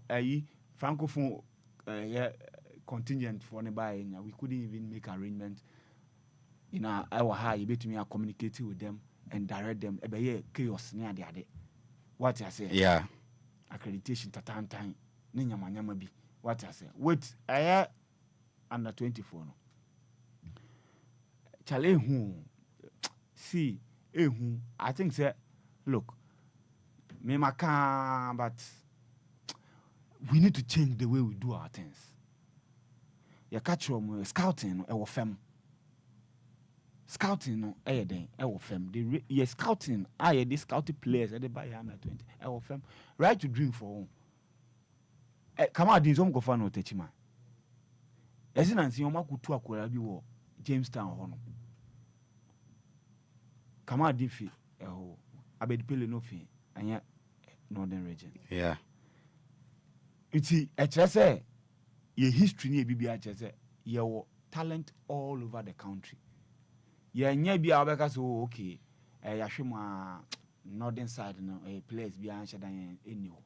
It would dey concentrate on southern side. What I say? I will see making sure say we hwe team here wo no ya. Southern side players en kwane wo. Dreams were 4. Dreams is a still belief. Yeah. Okaboma amu for one owner. Kofodia sempefe back home. Makadu team no. Vice president no. And House of Lions. And so ebi eden. Ebi wom Tot FC. And teams Accra Lions money. Nyina mu Southern side. But sorry. Okay. Obekaya Desmond the team we offer over 400 players. ABR, you to mention it. But over 400 players, and we are sure say it will be free all angles. They selected the best. And ABR, after assemble all these players, the best na you win. Unless ABR over 400, no, you did to say ABR, ABR fish roho. That is able to make us ABR. A hankwan they selected 400 players, no. But your budget to 120 be by. 8 and 90 be by. 8 and 70 be by. He offered more than 400 players. Near bear sample this into a bear then say because a bien fish roho and mankind. And when you enough time, more than 6 months. Now prepared. He said like in 17. You see a good no. Now yes, I catch and so on stand some cost scouting view. So the best players now ABR na yen level na bia akọ from na. Least we mommy. Yeah, diabolic. Diabolism what do make can but one. You see yen way of collapse na cry no enya papa. How we do it no. Enya papa. And you see we have a history how we're doing it. So why have we stopped? So you ask yourself, Omo ana Benkovi started to groom Omo. What they were doing is that Ombe boy be I say weekends. Ombe boy mo matches we are Tuesday normal returning. I call Winneba Sports College. Omo ye we are Friday normal ba. Normal de omo ye we are. Then season e be we are. Now the omo ye is okay. Let's move to northern region. Yankobo match. So they were moving the team across the country. That is where Omo meet John Painter. Right? Yeah. Omo call Brekum. Chastela Omo call Brekum. Omo echo ball against Brekum as at that time. And a coach is in whom John Painter and Omo ye there. Omo drafting. So leave to Mr. Wa. Say this time Nyamasa. I the kunta make us and say Encaneno NXC this time braba. Mean your opportunity players are almost free Ghana, equal Europe last season. Team are players free move equal Europe last season. Team any Premier League. Mr. Ata Legacy. Or Division 2 club B. Players free ho equal Europe much more than the Premier League side. And can player no you will need the Premier League platform. Now we are seeing United in the assessor. And they be not talent na spread it compared to the previous times now. Ebi abenu no mabaha. Not na ko really ba. And say about to make susu o best players dey free mu. One ma ko be fufuro. And they be na sa ideology dey here and rad and bet my different from ndey. Okay. Means about to make and say be at least over point me dey adwene. But ebia idea the year and right fire under Benkof. Maybe all the band the because players not spread it. And the player oh yeah a bigger platform and something at home. Or what division 2. Obuako ni carry it me work man. Nothing we no opportunity no baby. And then look at our blaster team here they call World Cup na AFCON. How many of them the ball Premier League? In Tebia dynamics na sakakra. But I still think they are still young players. They are quality. Ebia stage in am farm this under 20. Maybe as time goes on, it will work. But you know, sir, we've been practicing our current ones. Yeah, you've been doing it for. Yeah, that's my problem. Yeah. Getting the results, and it is clear, sir. The pool now, picky players is free no. MYA. Because I still think, sir, I didn't know play a bit, sir. National team scout if indeed we have a bit more national team scout or scout players in my national team. I didn't know player bit is Afina Jan and to me I'm 17 and 20. Look at players Hero Ifoi, okay, Ata Legacy, players or the at some point more than 9 players. So that time na 99 ideas more they were 9 players. Almost now we are DL Power Sports. They went there. Player Dead. AC Milan as Amfa Waba Everton. Since we were Everton under 19. Sad player. Oh Ghana how? Yantumi anya den. Ghana ketua we you. Yantumi anya den drafting Amfa by any of our national teams. Amomo tumi akwa outside the country. Etumi join top European sides. It means that there is a problem. Na time na we here for a game bi no. Na player dey be obi or contracts and no available because Obi said the FA president currently or a head of juvenile. Wouldn't ni year pan the strength on so me ye sure and the people na nanti I work under him behind him say any who quality players even at the time we do the bigger stage. After na I can say me. Obi who the first was the current FA president. Bibin the see Nebedi at a legacy camp. So it tells you, sir, from that time. But you see, a whole Ata Legacy will not have any problem. Send the player about national team. National team no, and you'll be here. A honorable, you come and serve, then you go.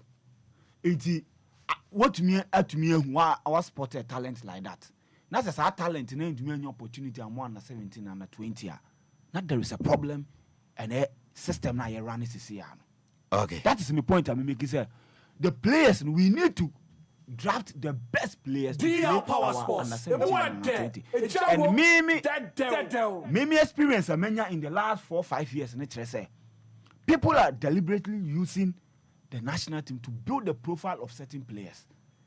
Because when you say under 24 no mukoje tournament no.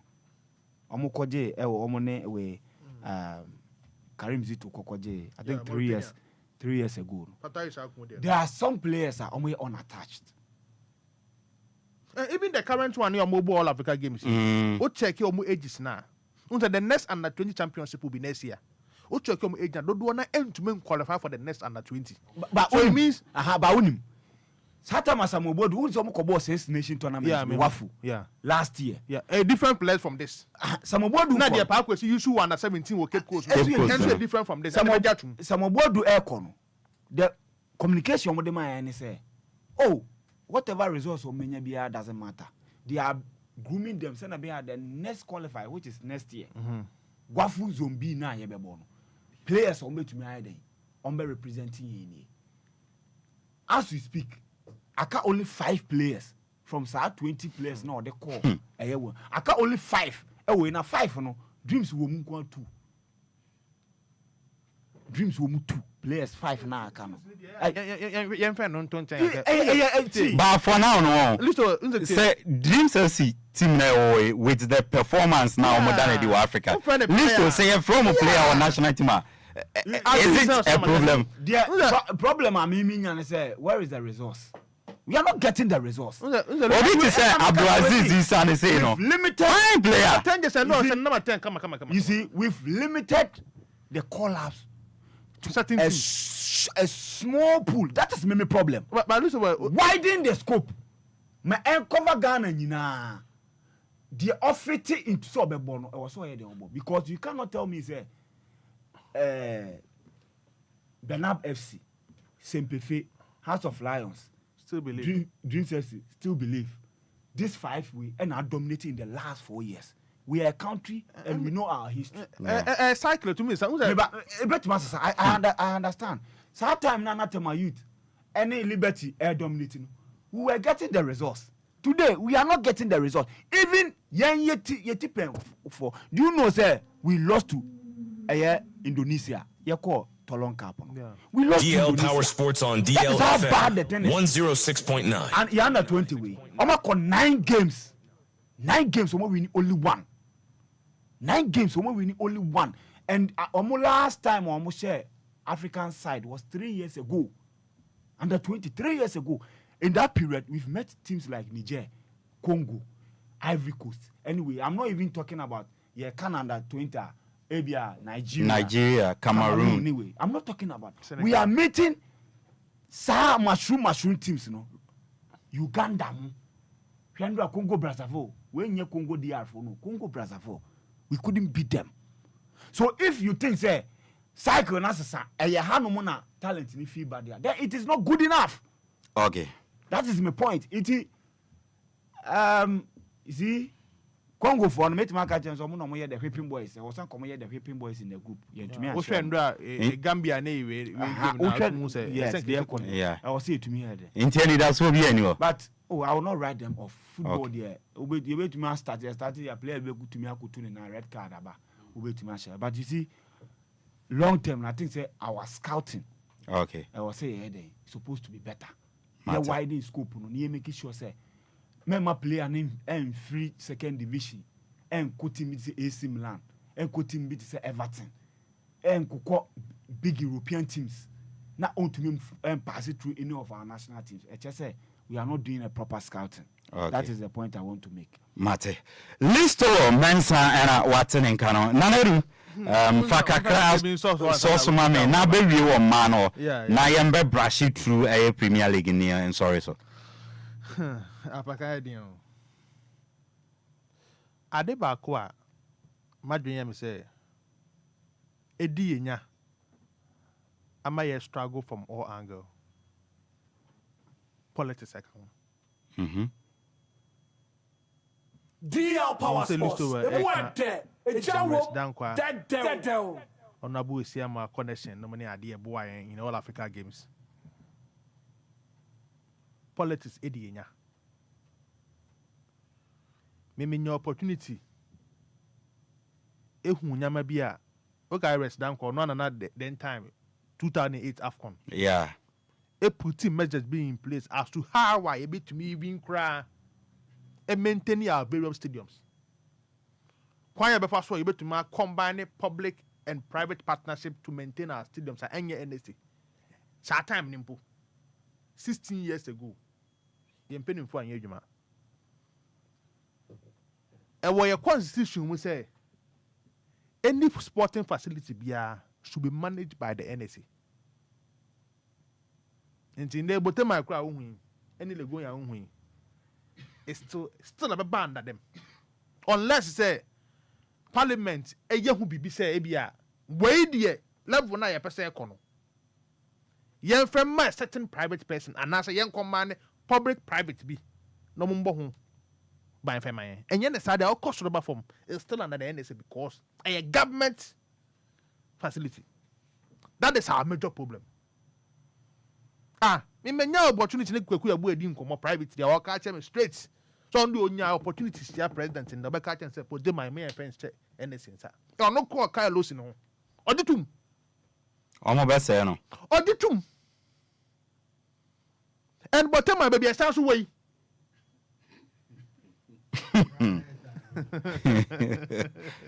Then the lego had a castle to the be na ho. Omo boys ni kwa betima bobo sa. But my baby I say you pa ya. Say ye anko ho a ye empe defo obi ani adaje o bisa won sa den na ye use this three facilities but man na so na ye lance wa availability no hakwa de boa ye nti anko boteman bisa won question games ne ka se de be boteman o en so open say mo ye wole gon wa twe madwen si bibi so pa o ho ne ko ne ye den ne ko ba ko pe nti ma ji say ya sa so about tournament na wie me ko eden na wa ko eden no pani na ko eden o obi ango e be say sipon no ade ba ko me hu ya me fo say ye mpenimfo ande hu dwumantem ye nya adaje e concentrate on the opening ceremony much more than the various events in the organization. Meaning say now we were doing it to please some people. So my bomb home body na yet my event went yenye bibi on that D-Day and pleasing crowdphobia. Meaning say sana na adwene pon it here. Minyanentia say the Athletic Federation in collaboration with CCTV. No my imagine some organize it. Emrika Chobi I will go on to test the facility. Ebeka be 2 weeks na event na sha say na ye bo mama ne say. Stadium na ye prepare. E dey opening ceremony nti muntu me nyɛ saa event no what say aye wie. Until the Ghanaians way, any major way be also ahead of the All Africa Games. No test. Yan test it. Nyanya bobo.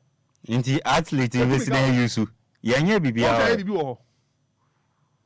Now the TV station in collaboration with Athletic Federation are organizing more than 50 schools and mobile in Tako just to test the facility. But I'm paying for more than 2 weeks prepare for just opening ceremony. 1 day event. So the opening ceremony is important to certain people than the main event within 2 weeks. No, President Eba. Vice Eba. DL Power Sports on DLFM 106.9. And a major problem in this country. DL Power Sports. Foreigners never be true can yen test facility no. The difference answer about room ha. Now na matome Johnson na akosi Spanner Johnson. No one say Ghana. Difference no. And a major problem. But ne can e kana. Nyama be cause na saying e wo krom ha. Because of the media na adults nti. Ye mpanimfo na nya adwene bi say bibia. Even the media themselves no kwa shape for information, look for information to say on their radio nti. Ye nkohu am no kwa no man na se anwene bibi hu kwa you say it. And it's true here discuss it. DL Power Sports.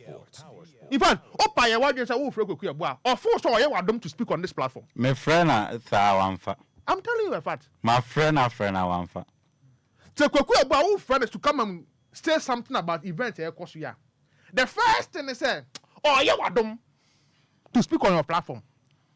That is how they see it. Even Ghana Premier League class, what free PR? I'm promoting the game now. For no baba question.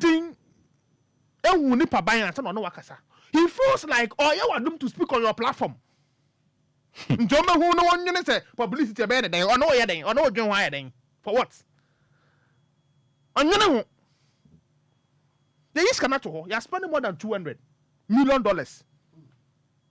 The is cannot one you are spending. You be obianya do but my enjoy. Fine, a nice event from my. And now you shake crown and you will go. You need 2 teams come with the Ghana Premier League crown TV coverage a befe. A passport on ye. Until various venues a bit more hosting major tournaments be and saying if only you maintaining a year. But that is the major problem. How many times now who say LOC no echo various radio stations any TV stations just to promote the event? What will be? How many TV stations are cover? National television, in fact. Nobody can tell me saying they still national television is the most watched TV station in this country. Nobody can tell me that.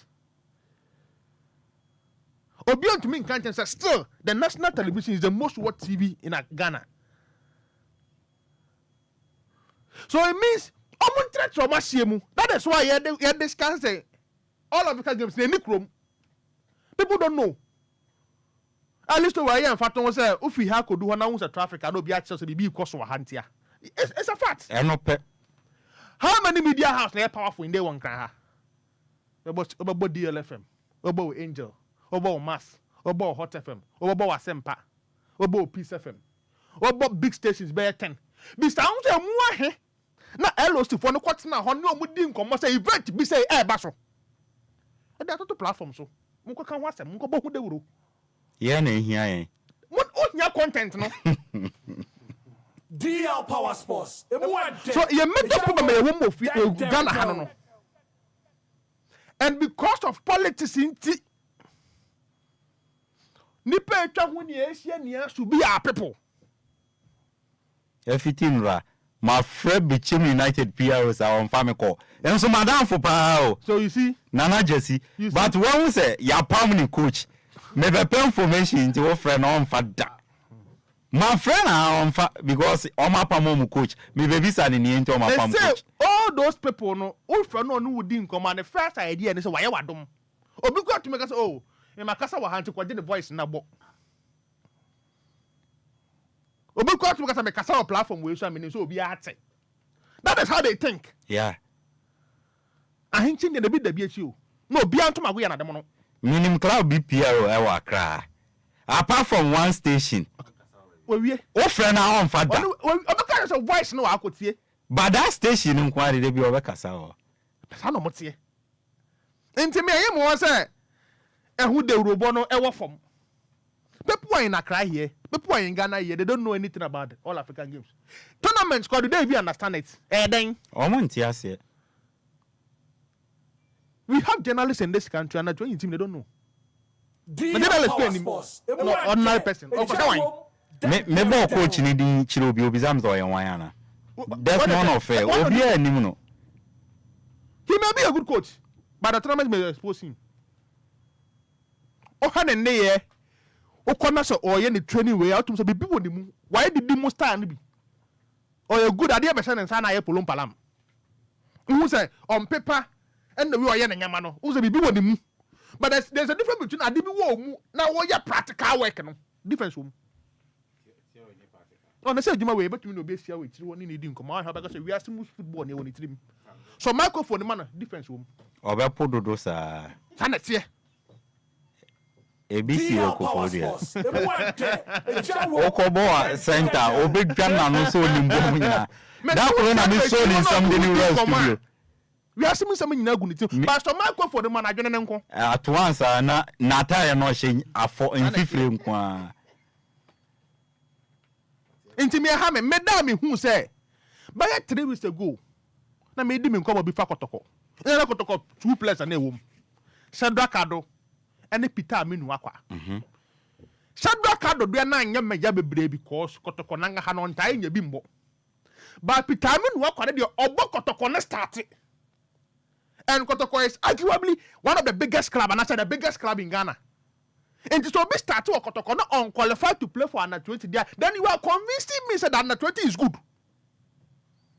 And yeah. I saw me came yeah. Because Kotoko big commission Kotoko say ejina baba ya stadium abobo no. And the confidence was no.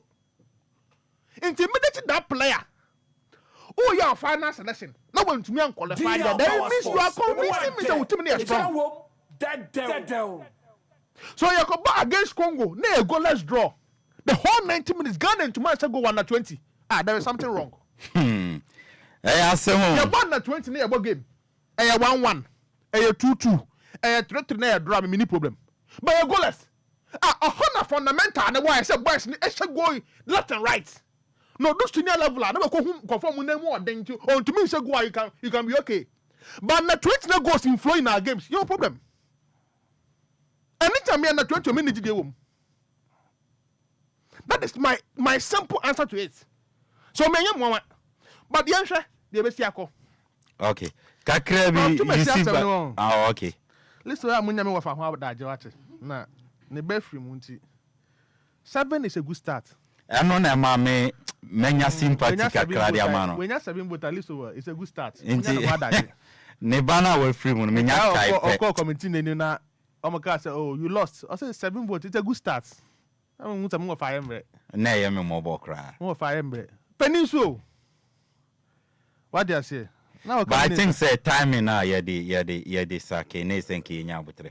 Because the state now no ne buy free mu. Ne buy free mu ni ejina so asa de sake na de. But you are minister or tina ho difference near there. Difference near there. And the minister no certain coding kind. The be American. Who say yeah me problem with how are your appointment? Any they say you use finance minister. Any they say you education minister. Any shy you sports minister. Yeah no problem. That is why former president Donald Kufuor meeting so na sorry. How about combining education and youth and sports? Ya safuma for Kodano. Yeah, Juma so. Papa Uswan kama Kodano. Who's a Nippon Modu? I don't have problem with the current sports minister.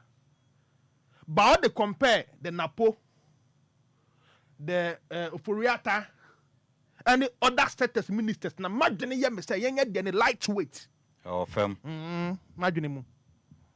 That is one Professor Tumesi issue. Well, who is an agent and a bro, so no dimission kunim. Into me, yeah, they come in. Men can't, because me bronus. I simple. I dear how and cry back up a catcher down for not done.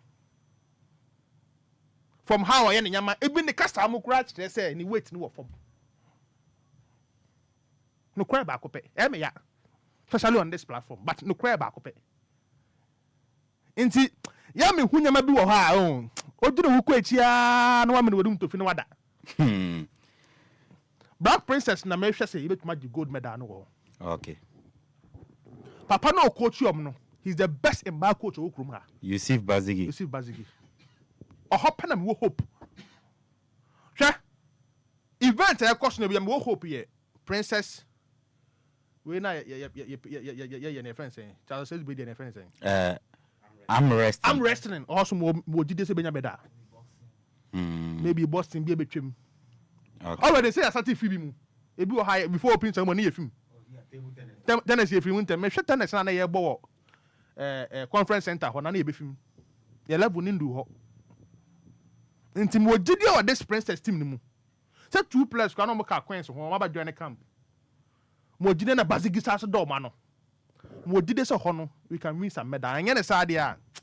Apakan ebe host but film ba. Mate. Nana do the king of sports and what in Ghana. Brave FIFA for kakra sauce mama and yan sorry so. Mame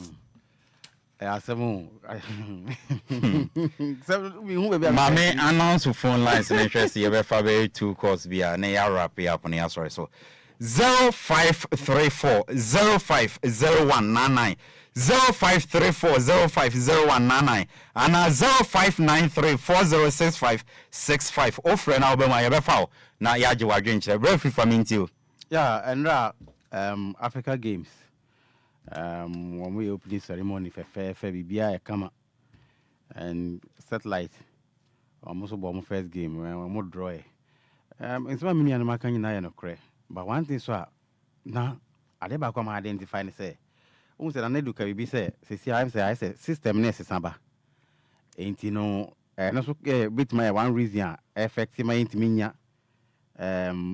good players among my boss side juvenile side but me who say Ghana your man be we are over blessed with talent. Yeah. Say a kind of football talent. Only say you are quite be order coach be coach in that. But all the ball man say about board say they are sharing ball. A talent, a natural talent too. Nyame they are chain. Yeah, they are chain. Sure. My remind the days of Coach Ika Fanino. I hear from Koko Sule Muntari. Because I hear from Accra Hanum team see academy for our hey. And I couldn't name one of the Kuhun's players now. Other share Mike Listen, Stevie Piano. Say I have a pan a scout for Kuhum. So the little work kind of they're scouting a post this time scouting here very bad. I the coach's name person around and maybe a German come one boy a kubolo for. Yam say kind of cray. Over grassy, Kophobia say, or Matiti or Hono. A hormone of what players on me had to say. Acquire the services only be about one answer to fear crying and now to win football. Who knew beer, or with my room, I could teach you be another Casama. Who to win football? It's a football I done it that I'm for agro. For an interest to see, ye pay even real talent at your mobile anchor, Ghana Niakola under 17. And any abri baby, we did not be Jina, so platform we. Are those days no 90s players and a demo call a cobo out of walk up on a pitch, Papa Crombo so border. But because of the background, Nema was sweat jack from what to Yakate would not be do honomono, do or die. But I never call no more stuff than near DBN. Just make those days a school, secondary school level. I can't real talent. I will players be a more school team. Make my catcher say, baby in Bobo Crapo my friend, national team say. Ah, Mona professional footballers. I want find your Majuma. Enti me hu say those days afaninum obi obeko sunyane akoska to ho ofiri ho abakumase ofiri ho akọ we gura Buta region akọ north. Ebia say we have a problem with scouting. So mutumi yes scouting because those days no and this necrapo be facilities crapo honum thing samre no say phone social media then nema be brad also crapo e bo mo mutumi ye mo adwuma no easier but samre bi onuma just all the fa team no e de travel ko she baby make I those now e bi mu de ko Bree Mountains no mutumi nya climate sa or de fo popo no de sane e bi mu de ko say your facilities are on for muntu kwan ne sana ma no but still Africa upon the intimate talent meanwhile we are blessed we are your too many talents but omo wen e bia no ka say player bit me e free hanum e be hu say we pie wo e bia UK we pie wo e bia Italy we pie wo AC Milan we pie wo baby e bia 17 years 16 years e ba ne say na sa akola no o start so bobo hanum ye ntimi an scout no anko say ye juvenile teams ibi mu no we na agents for people fan hanum edne ko ya honum de obo. It means that we have a problem. They were scouting hanum ana say e ba na sa na 17 and na 20 no say one scout year a bad thing so benya because we don't know nya foreign players and as I say be player this is national team obenya player be akwa ma na akọbọ acha na wo shine na afre ne so mebo but we dey say we na identify omo no wa be groom omo ohun aba train omo aba church omo no motima aba otino say yan hwe bibi and as say bia we say san call back go fast the old way of scouting no and as say bia mo bi na say nya de ka ho and as bia minim say bia sisi national team na de ma coach a nko na de ma say ye de ope me hu say me putu no say bia de ma say wa call rounds na ko and say your national team scout for honum scout under 17 and 20 no bibi sa honum currently national team no omo need scouts for the national team say bia under 17 national team no omo scout me assume say we omo juma say omo de on call rounds na ko omo pe emfa mako and coach na obekwa kope coaches na nti e be ma juma na do so no so we get say modern football say that bro for no your mo de na German national team under 17 under 20 any senior team coach bia wo ni backroom staff on omo ye juma or one goalkeepers trainers or one scouts for or we nti no edi omo eno ma juma no ko ekoto team omo but say e ka say bia coach Desmond sisi ano eno edi under 17 a challenge them dia ka nyina ono nko a I mean be difficult yeah nti no say just say bia okay Apakan madam for be my colleague Apakan wo academy bi wo Pando listo so ya my former colleague ono so we ti no so mo na minimum yeah ti no ma me 3 players listo we ma me 4 na na edu so ma me 2 ebia na fine omo you good all right but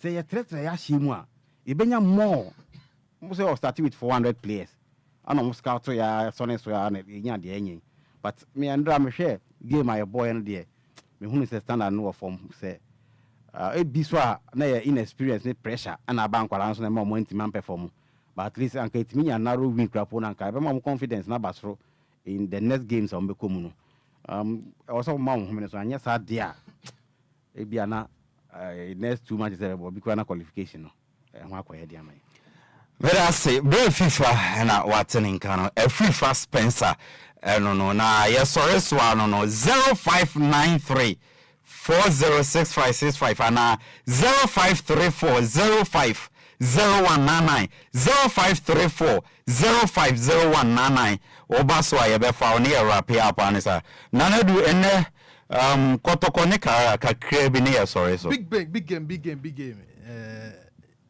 ewo na lugu the good news for Asante Kotoko is last week no Lamte into me say I can't find more. They will welcome him back into the team. I don't know which of the Germans will go to the bench for him to come.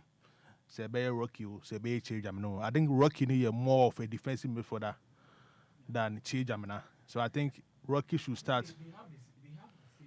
Yeah.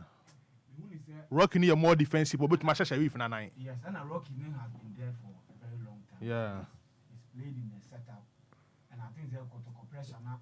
I get the better of Rocky no. Michael. Che Jamina no. Yeah. Now Rocky no already about 20. Because last year no we SSO. I'm not 20 years.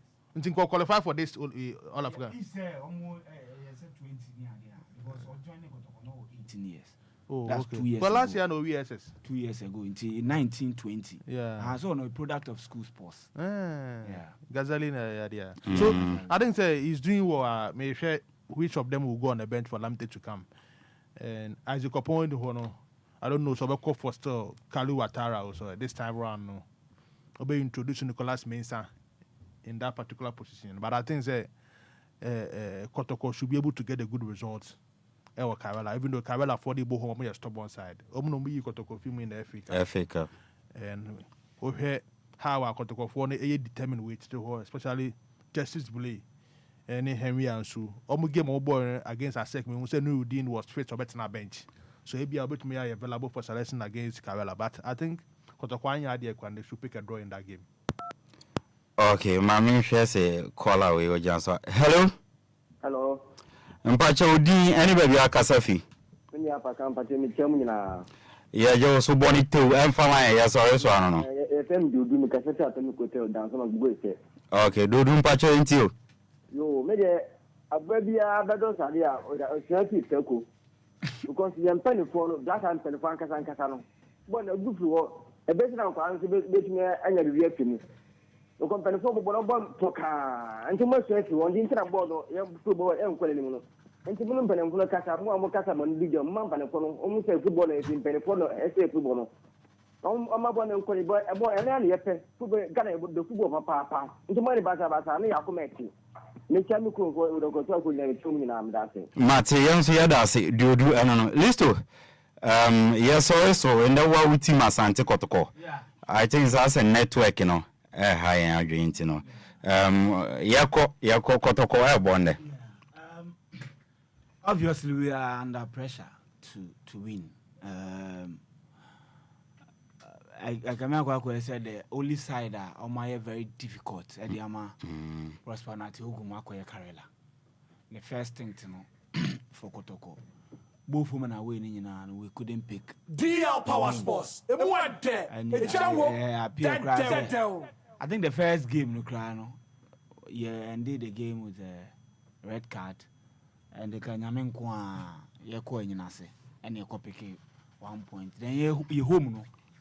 Yes, also the red card, I'm on Moody can't share. Yeah. Last minute, and just recently, yet now home Moody can't be share. A game, I think that we should have lost because we were very bad on the day. But we managed to draw the NFA Cup or more.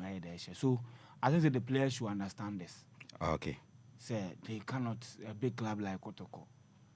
We want to mean a team like Karela say Ombabe just or like respect financial level.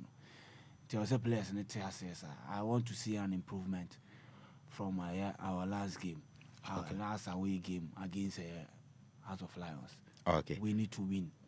And if we win, it means there also be our concentration level and will be our commitment level, a cost through. The selection must be spot on. Okay. Some of the players, they will need time. What I say, like Michael Che, Jamana, in team, ne Kalumuno. I think that we are not seeing the best out of them. It's in Omo ready. Almost Kotoko system, nothing on my ball for the last 3-4 years. We should give them the opportunity. Now I'm picking more wins. So when you are picking more wins, now what the other new players initiation, integration is smooth than say you put yourself in a immense pressure. If we are playing 3 at the back, I don't see the reason why Sheriff Mohammed or both from DL Power Sports. As a central of the ball. Because he's a very good passer of the ball. He can pass and he can defend well.